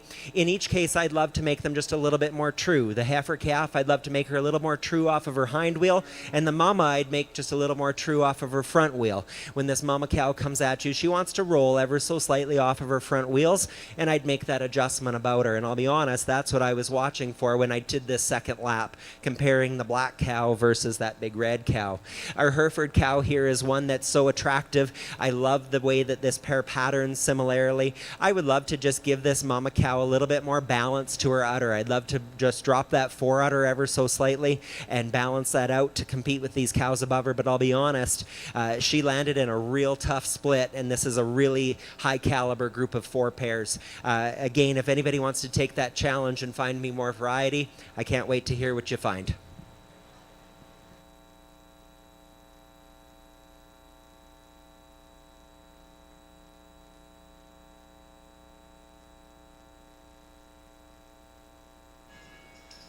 Took a couple extra minutes over here in this class, but I knew I had that time since Joe was talking on the other side. We started our class with a female that, there's 3 females in this class that I really went between, and depending on the day and what you're looking for, you could have sorted these 3 females quite a bunch of different ways. I decided to give the nod to the most attractive female, a very sound moving female. She's not the most powerful female in the class, I'll give her that for sure, but one that just is so attractive and put together so nicely, and she's just going to drop a beautiful udder underneath her. She's one that I could really see moving forward as a bred, as being a really attractive and competitive bred in the show ring as well. And this young lady, of course, does a beautiful job getting her shown. But for me today, for my priorities, this heifer is going to come to the top of our class. If I was going to get real picky, I'd like to see a little more heel under this heifer, but it is a bit of a challenge here to get a really good look at feet with all these shavings. But for what I could see today, she's got enough heel, but that is one thing I would like to improve on her a little bit. In second place here, this young lady is doing a tremendous job with this heifer. What I love the most is how this heifer is reacting with her. She's in here chewing her cud. This young lady is just super, super impressive out here and doing a bang-up job, and she's got a heck of a heifer. on the halter. What I really like about this heifer is how stout she is. She is stouter than that heifer that started our class. She's just maybe not quite as angular, maybe not quite as true on her hind legs as that heifer that started our class, but one that in terms of a boldness through her rib and a balance standpoint, she finds herself in second place, and one that I really like, and I think this young lady is going to have a lot of fun showing down the road. We're going to actually go to the heifer that's farthest away from here and talk about her. This is the other heifer that was absolutely in contention for our top two here, and you know what? On a different day, she definitely could have slid up into coming out of our class. Absolutely, she's just maybe not quite as balanced as some of the heifers above us. So we'd like to just level off that hip just a tick, but we're getting awfully picky, and like I said, that was an awfully close to her coming out of this class for sure, and one that I also really appreciate the breed character to her.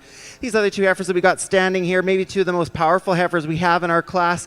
This bigger frame heifer here, she is so long bodied and she's big top. We just like to soften her up, both over her top line and just soften her in that middle. And I guess the opposite could be said for the heifer that's moving out. What we'd like to do with her is just correct those legs, those hind legs, have them hit the ground a little truer, have a little more flexibility on those legs. But one that both those heifers, though, I love the breed character that they have and the power that they have for sure. Well, thank you very much, Aaron. Again, placings in split 3 in our Charolais females born in 2025. In first place, entry number 185, W2 Miss New Germain, 5003N with Haley Denbenham. And in second place, entry number 187, CKA Bernice 1N Scarlett Englot. We'll now invite back our first and second place heifers out of each of split 1, 2, and 3 in our Charolais division for the overall calf champion. Over in ring A in the previous class, the purebred females with the 2025 tattooed calf. First place went to entry number 201, SPY Starstruck 338L. Calf at side, BRL Starstruck 544N, shown today by Briar Blachette. And entry number 200 was second place, Fryburn Regina 99L with calf at side, Fryburn Blackout 1N with Dylan Fry. Currently in ring A, we have class 56. This is split 2 of the purebred females with their tattoo calf 2025 model. Entry number 203, HKS Ms. Lois 43L, calf at side, HKS Ms. Lois 33N, shown today by Matthew Howe. As well, we have entry number 204, Bonnie 31L, calf at side, AB Miss Molly 31N, shown today by Adrian Byman.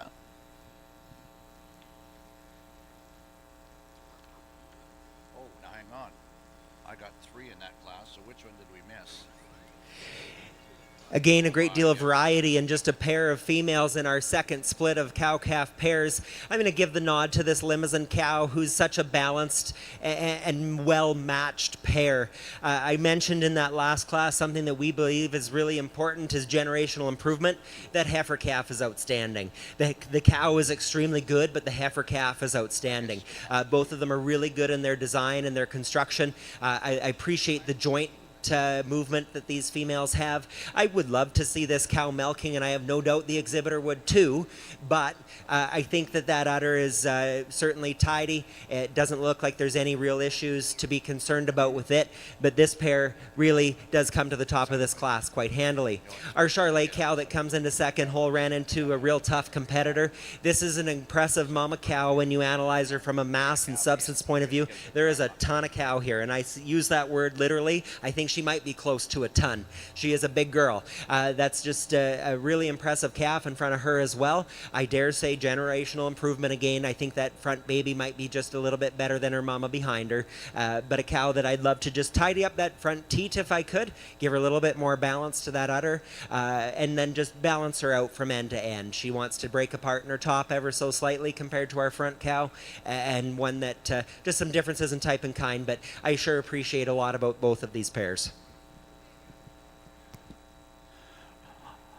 Thank you very much, Joe. The placings in split 2 in class 56, the purebred females with their 2025 tattooed calf at side. First place, we're going to go with entry number 204, Bonnie 31L. Calf at side, AB Miss Molly 31N, shown today by Adrian Byman. In second place, entry number 203, HKS Ms. Lois 43L. Calf at side, HKS Ms. Lois 33N with Matthew Howe.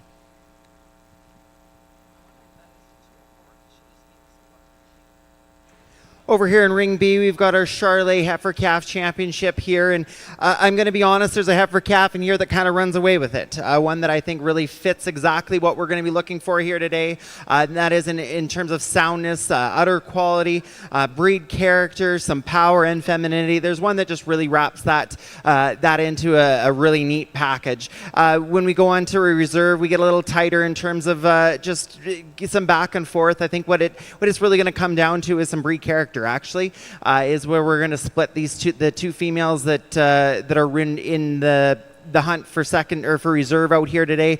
But overall, a really nice set of 6 females that we have here in the ring that I know that the Charolais breed is very proud of, and definitely a set of young people out here that they're even more proud of. So I'm going to go out and select our champion and reserve champion yearling heifer calf.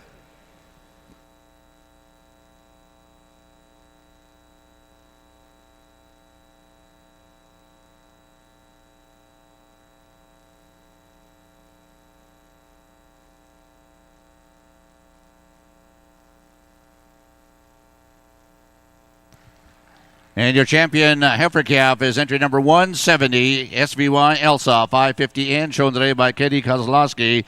And your reserve champion entry number 180, Longview Versage 8N with Grace Whiteas.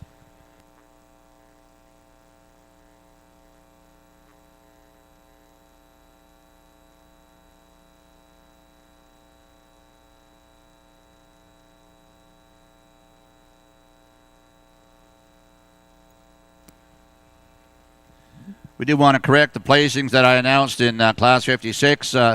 Sometimes we can't quite see the numbers on our exhibitors. Again, 205 was your champion, or second place coming out of that class, 205.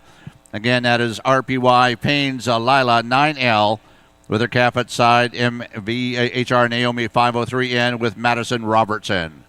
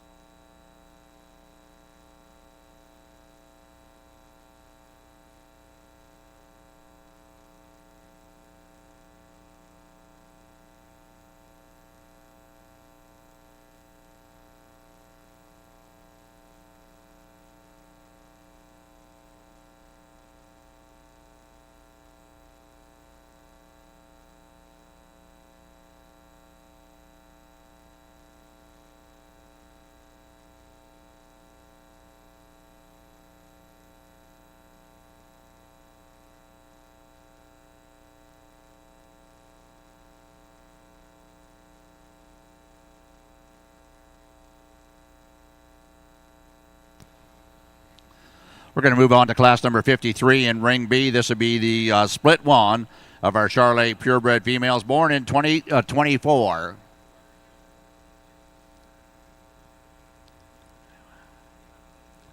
The entry number 188, KR Annabelle 483M with Sage Buchanan.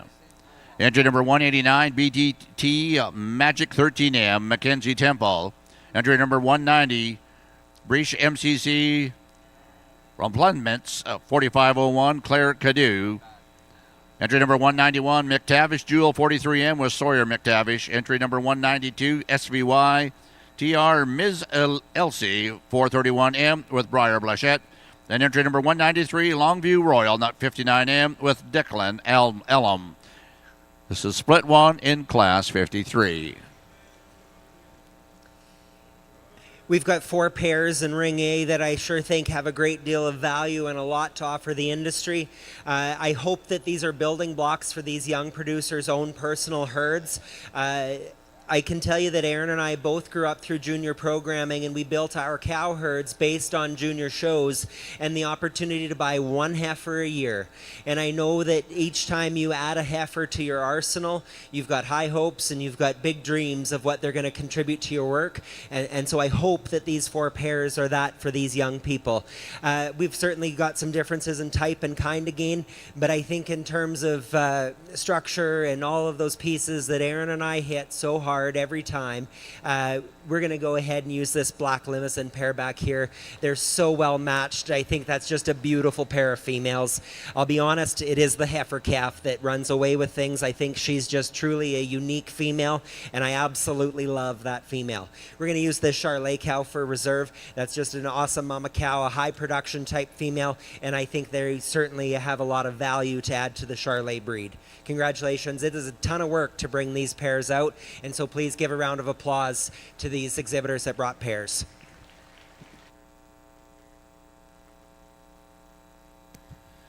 We'd like to congratulate our grand champion, purebred female with her 2025 calf at side.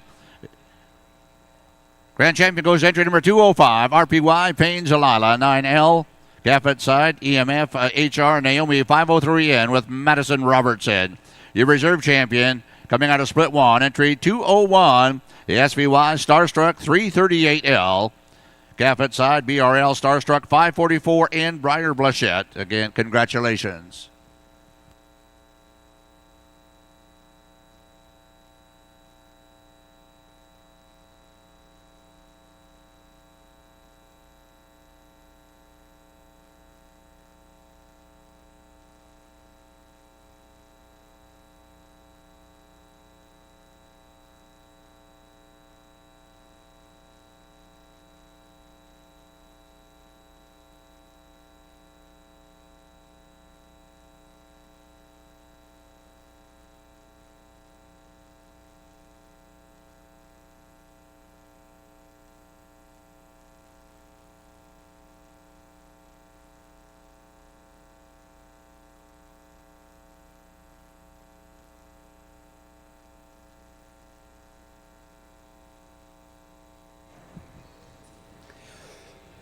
We're going to start these yearling Charolais heifers off with what I would really consider an ideal Charolais bred. Like I said before, we're going to be looking for a lot of breed character here today, and this heifer has enough power and substance to her that really matches that Charolais phenotype, but she matches that with some eye appeal and femininity up front. A female that's dropping a beautiful udder. She gets out on the move really nice here today, and just a female that comes to the top of this class very nicely here for us today. We're going to follow her with another female that I feel is very sound. She's going to drop a nice enough udder underneath her. She's got some volume to her, just maybe not the power to the heifer that starts our class, but one that she's just a really feminine, pretty female that I know is going to be a lot of fun to show down the road as well. And, bred the right way, this female could do a lot of really exciting things moving forward. Left in our lineup here, we've got this yellow heifer here, a really long-bodied, thick top kind of a female. We're just going to want to soften her up in her top there in order for her to place up with the two heifers that we pulled out of our class here today, but there's no denying that there's a lot of power and stretch in that female. We've got two more females here that you can tell these females are getting heavy in calf. They're really starting to drop, and of course that limits their movement around the ring a little bit, and that's really where we make the divide between them and the females that we pulled out. Of course, we would like to just tidy up some teat structure on this female that we got up, this first female here, but there's no denying the stretch and length of body that this heifer has, and that depth that she's already carrying at a young age is impressive for sure. A really attractive fronted female here we have at the back here. One though, like I said, if we could just tidy up those pasterns a little bit, she hits the ground a little hard on them. We like to strengthen those up a little bit and tidy that teat size up a little bit, but a female that you can definitely tell why this gentleman likes this heifer so much as well, with that attractiveness and eye appeal that she has for sure. A female that it's going to be really neat for this young man moving forward. Well, thank you very much, Aaron. Again, in first place, coming out of split one in our Charolais division, born in 2024. Entry number 193, Longview Royal, 59M with Declan Alum. In second place, entry number 188, KAYR, Annabelle 483M with Sage Buchanan.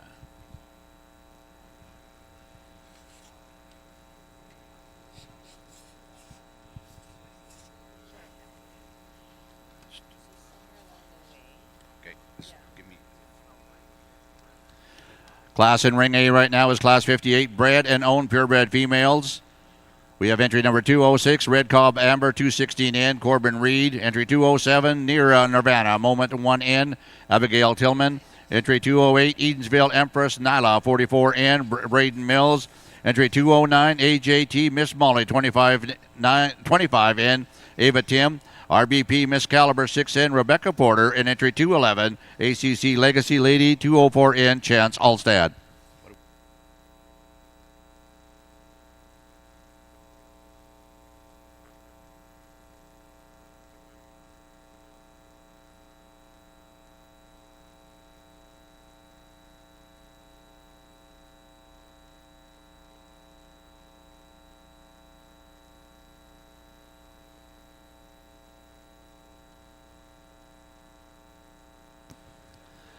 Again, we're very pleased to now that all the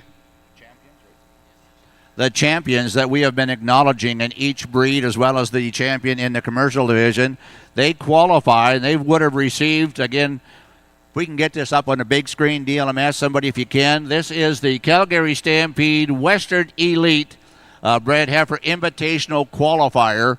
Again, so those folks who are qualifying out of this show at the Canadian Western Agribition will have the chance next July to show at the Calgary Stampede. So what a great partnership between two of the greatest shows in the world.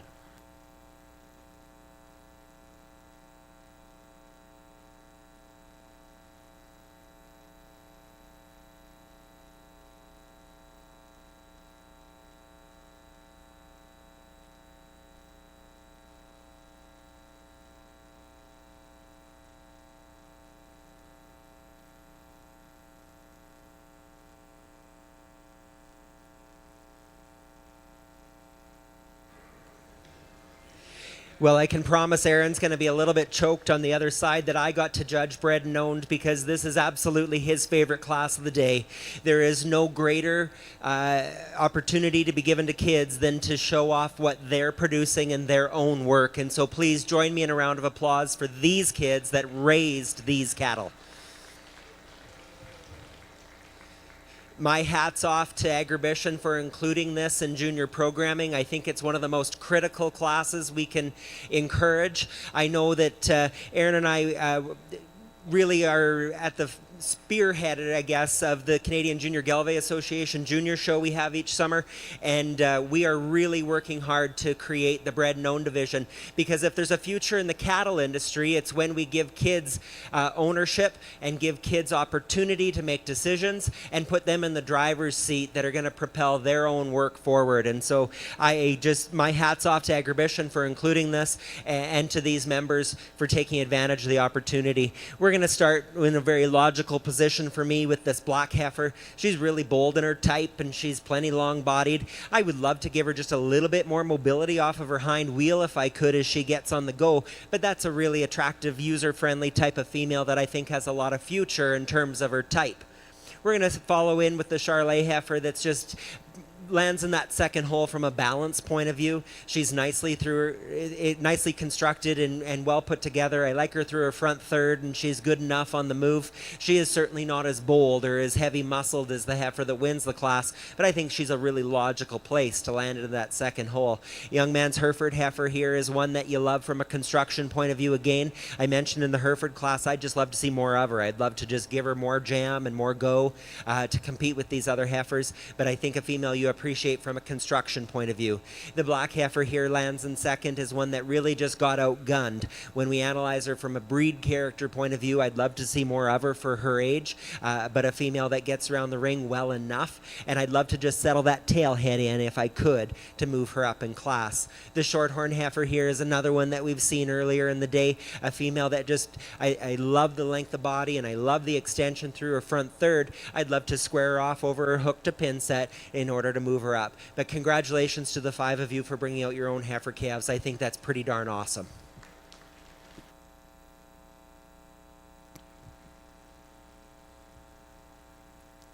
Once again, thank you very much for the placings and the comments on this class, class number 58. This is split one in Ring A, the 2025 system purebred female. We're going to announce over here. Right, yeah. First place goes to entry number 210, RBP Miss Caliber 6N with Rebecca Porter. And entry number 207 is second place. And that will return for the Grand Reserve Champion Drive. Nira Nirvana, moment 1N with Abigail Tillman.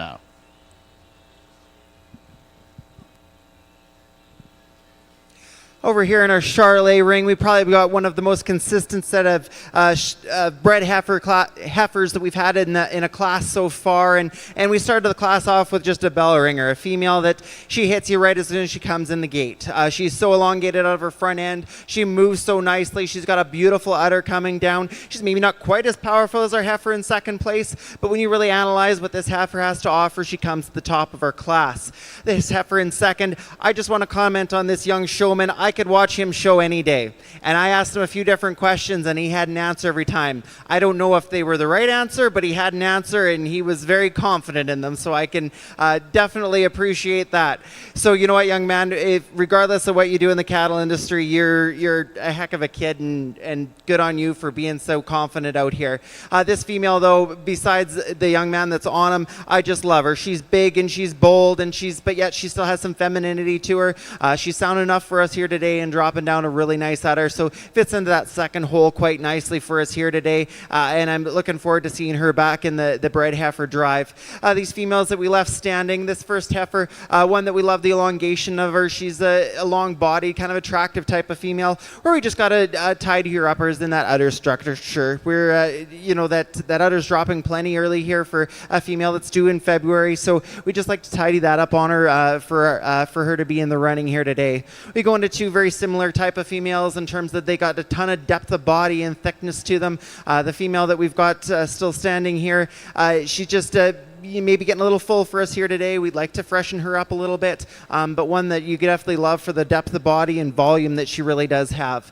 And then here on the end, a female that was certainly in the running to be in our top two here today, just based on that boldness that she has through her rib and her big top. She's got a beautiful udder coming down, and she strides out true and strong, where she just, compared to those two heifers that we took out of the class, she's just a little plainer in her front end, and we just like to elongate her and smooth her up in those shoulders a little bit. But not to take away from a heifer that I really like a lot of pieces to, and one that I'd be excited to see what she looks like in a few years as a mama cow.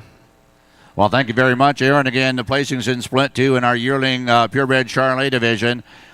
Your champion the first place in that split was entry number 197, SVY Darlin 410M, shown today by Jackson Corner. And your second place, number 198, SVY Cover Girl 405M with Briggs Blachette. We're going to bring back in the championship drive for our yearlings. Coming out of split one, we have entry number 188 and 193. And out of split two, we just announced entry number 197 and 198.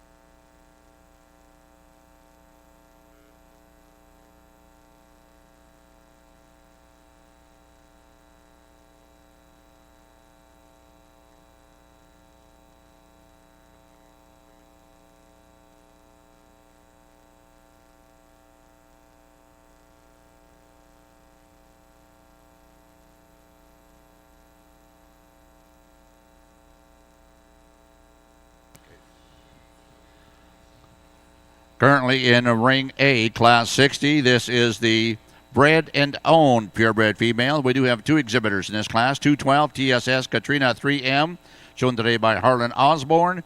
And entry number 214, near Ms. Molly 2M, shown by Abigail Tillman. Well, here on the Charlet side, I'm just going to say it. From the breeds we've judged here today, I think this is the most impressive set of females in our final drive on the bred side that we've seen in terms of consistency and breed character and soundness. These are four pretty exceptional females we have in the ring, and four that I think this Charlet breed is headed in the right direction if they keep pumping out females like this. There's a few different types and kinds out here, but in general, these females all have that power that we're looking for from a Charolais female. They have some soundness. They've got a ton of middle and body to them. And like I said, 4 females that I'm extremely impressed with and very happy with to have stand in our final drive of the yearlings here on the Charolais side. With that, there's 2 females that, for me, just accentuate those traits even a little more. And really, we're cutting hairs, splitting hairs here between a few of these females. But there's one I think that is just quite exceptional, and another one that just follows her so seamlessly. But like I said, 4 really, really impressive females out here in the Charolais yearling division. In the bred and owned division of the yearling females, we're going to leave these as they stand. I love the freshness of this shorthorn female, and I commented on that when she came in. She's just presented in such a user-friendly fashion, and I really appreciate that about her. Where we really split these females is in udder design. I'd love to tweak that about this Charolais heifer. I grant she's probably way farther along in her gestation compared to the shorthorn heifer, but I'd like to just tweak the placement of the teats on this female and just give them a little bit more softness to move her up in class. Congratulations to both of you. Again, we do have the placings. Again, your Grand and Reserve champion in the female division, or the 2-year-old division, again, is entry number 193, Longview Royal 59M. And reserve in the yearling division was entry number 197, SVY Darlin 410M.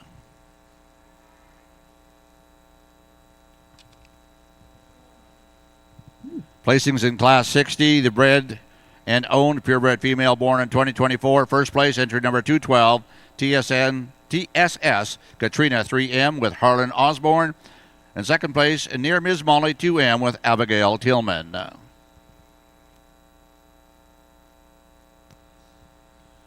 We'll bring our 2 calves in now. The bred and owned purebreds are being represented by entry number 210, RBP Miss Caliber 6N, and entry number 207, near Nirvana Moment 1N.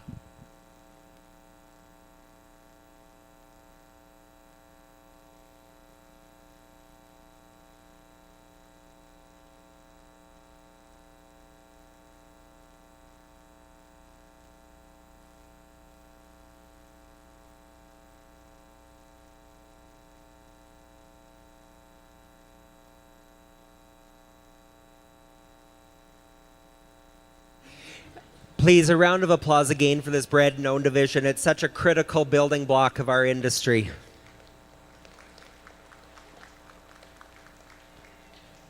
Congratulations to all 4 of you. We're going to go ahead and keep these heifer calves together for your bred and owned champions. The black heifer will be your champion, and the white heifer will be your reserve.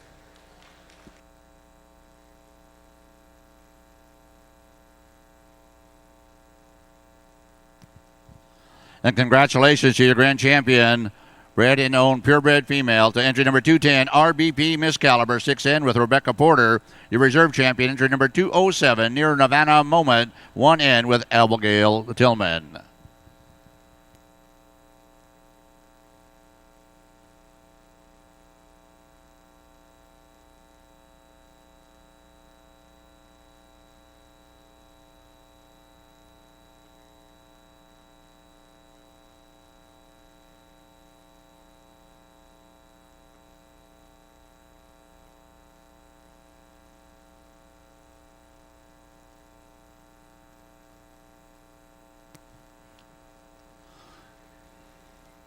In Ring B, we now have the overall champion and reserve champion drive.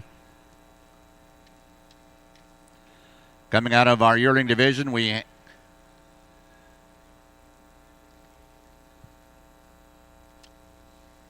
have your grand champion, entry number 193, Longview Royal. Reserve champion was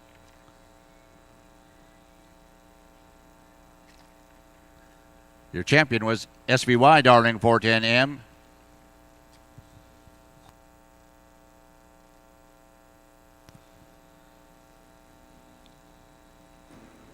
Well, it looks like we hit her pretty close in terms of landing both of these sides on about the same time. And I see Joe's come over.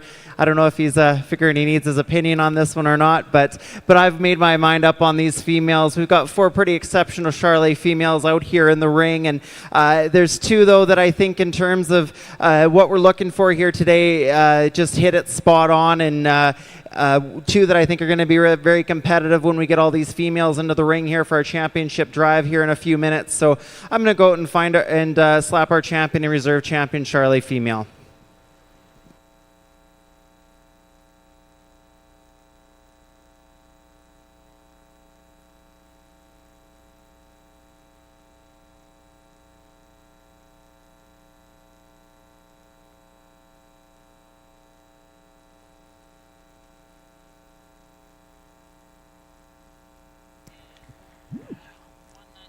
And your champion Charolais female is entry number 193, Longview Royal, 59M.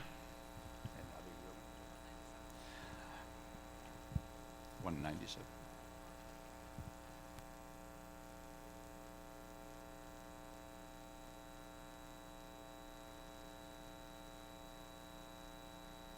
And your reserve champion, entry number 197, SVY Darlin 410M with Jackson Corner.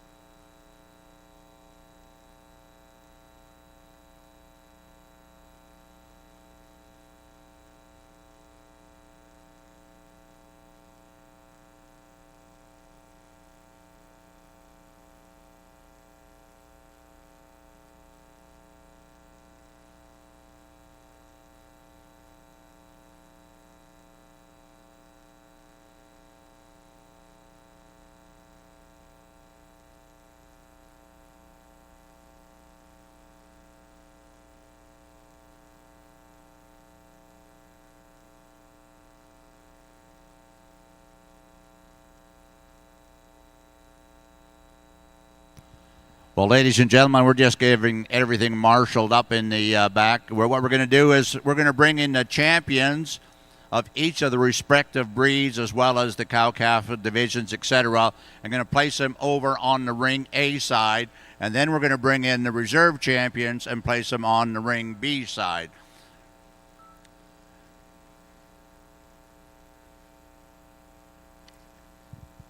So representing the Maina Jew coming in right now, your champion was entry number 1, Spellbound's Bonnie, 5'11", with Anave pick showing. Your limousine was entry number 18, EMF HR Naomi, 503N, Madison Robertson. Your Galvey Grand Champion was entry number 58, RWG Packland M320 with Wasey Hallman. Hereford Champion was entry number 77, Ella Miss Kitty 4014 ET with Lane Steen. The Shorthorn Champion was entry number 126, 6S Perfect, INF 75N, Rowan Zwicker. Your Commercial Champion was entry number 148, PCF Millie 74N with Taylor Reed.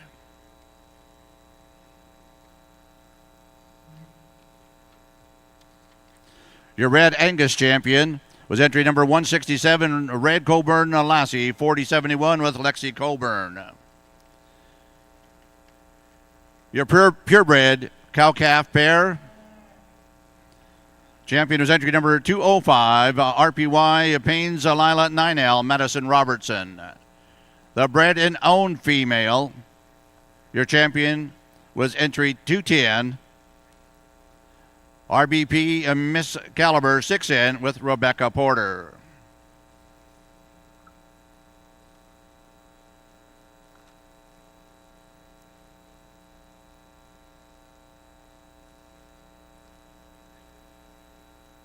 We got to get the speckled parks in there too, don't we? We haven't finished them. We haven't finished all these guys. Oh, they got them already in here already. The Speckled Park champion was entry number 9, Wolf Lake Ozerna, 1N with Luke Brundridge. Your Simmental champion, entry number 36, Mater Rose, 71N, Stella Mater. Your Black Angus champion was entry number 111, Boss Lake, Ms. Drive, Erica Dancy Young. Your Charlotte champion, entry number 193, Longview Royal 59M, Declan Alum. That's your champions in Ring A. In Ring B, we're going to introduce to you our reserve champions. And in the main reserve was number 3, Doneros Missanola, 1N with Kyle Spratt. The Gelby reserve champion, entry number 51, Flayland Katie, 36N ET, Braden Flayland. The Hereford reserve champion, number 78, Blair Athol, Dixie Bell, 140M, Hannah Lees. The Shorthorn reserve champion, entry number 133, Shady Brook, Red Kiss 4N, with Nickel Dempsey.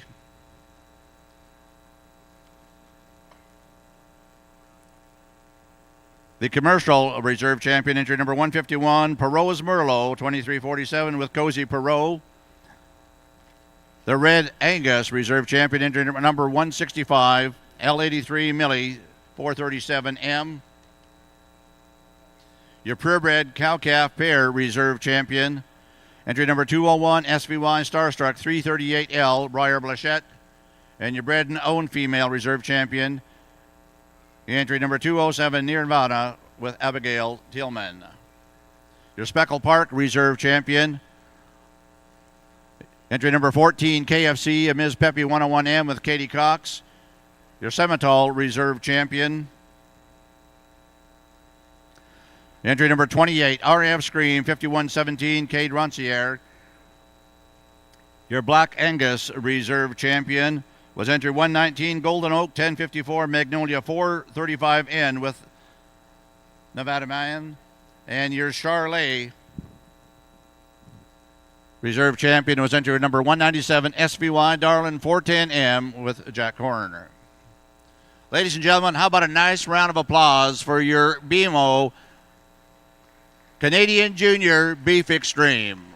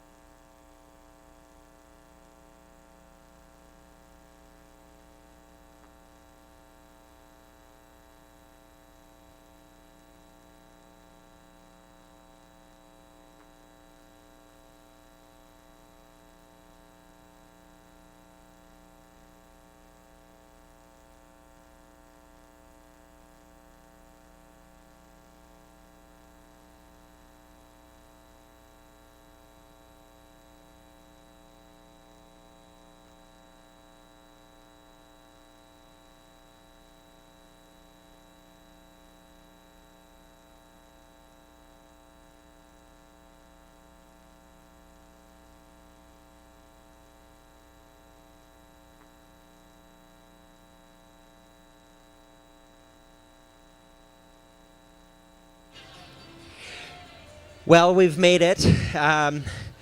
When Aaron and I got the call this summer to adjudicate this show, I'll be honest, we were elated. We are so proud of the juniors in our industry, not only in our breed and the other breeds that we're proud to be associated with, but industry-wide. These young people are our future. And Aaron and I, at every opportunity, are just pleasured and humbled and grateful for any opportunity we have to spend time in a ring with a young person. And so when that call came from Kylie this summer, we jumped at the opportunity to sort this.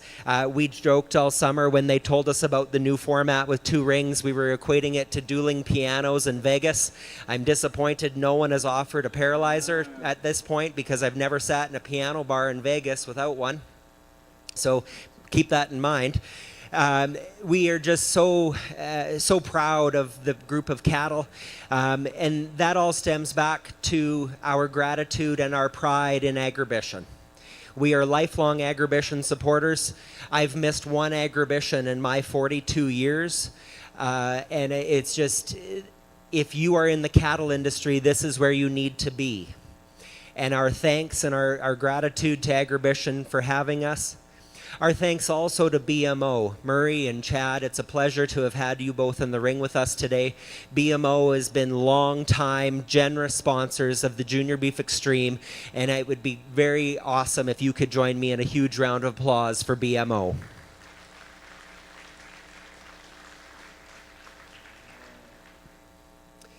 Aaron and I have strong beliefs about where our cattle industry needs to head. We all know that cattle prices are at a record high, cow numbers are at a record low, and so it's simple supply and demand. Our responsibility as a beef industry is to create the highest quality product that we can, and I think when you look around the ring, you certainly see that. Aaron and I hope that as you've followed along with us today, you've seen where our priorities lie in terms of structure, in terms of body design, in terms of udder design. Those are our foundations. And if young people in the ring and those of you ringside or watching online from around the world take one thing away from Aaron and I today, get your foundational pieces in check. You've got to have good feet. You've got to have joint structure. You have got to have udders. If you have those things, you can build a whole lot of stuff around that. I'll be honest, it's been tough for Aaron and I to sort through foot quality today. And there's maybe some cattle in the ring that might not be if there weren't the level of shavings that we have in the ring. But as beef producers, it's your responsibility that if you've seen something that you like, go find them in the stall. Open that conversation, get up on the mats and look at the feet under these cattle and find where they fit for your work. When I say your work, I think about the disconnect that exists between the commercial industry and the purebred.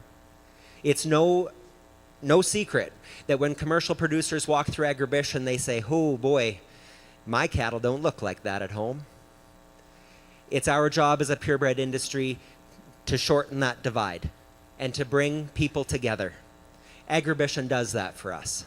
Agribition is an opportunity to bring the best of the best in the commercial sector, in the feedlot industry, in the purebred seed stock industry, to bring all of those segments together. And so, on behalf of Aaron and myself, our thanks to Agribition, our thanks to BMO, and our sincere gratitude to everybody who's helped us in the ring. This is a bucket list item for Aaron and I.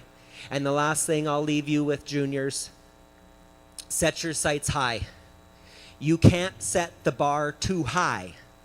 The risk in setting a bar too low is that it's easy to reach. If you reach that bar real quick and real easy, the way that you appreciate your success later on is different. Set the bar high. Make it at a level that seems almost unattainable. Because when you do that, the sky's the limit. Thank you again, Agribition. Thank you, BMO. And thank you to the purebred industry for letting Aaron and I have this bucket list item. Thank you all. We'll go find you some champions.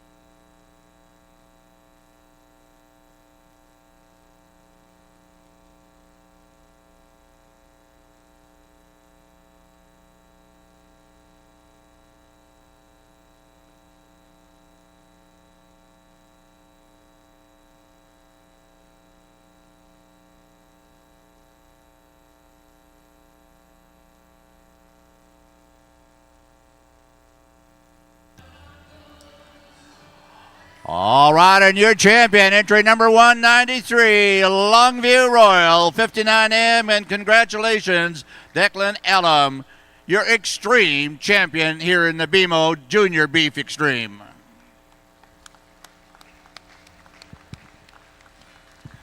And your reserve champion in the Canadian Junior Beef Extreme, entry number 36, Mater Rose, 71N with Stella Mater. Congratulations. Aaron and Joe, it's been a pleasure announcing for you guys. I think two young men you're going to meet, and excellent cattlemen and great judges, and they explain everything, and they are perfect with our youth. Ladies and gentlemen, how about a nice round of applause for Aaron and Joe, and what a great job here this afternoon.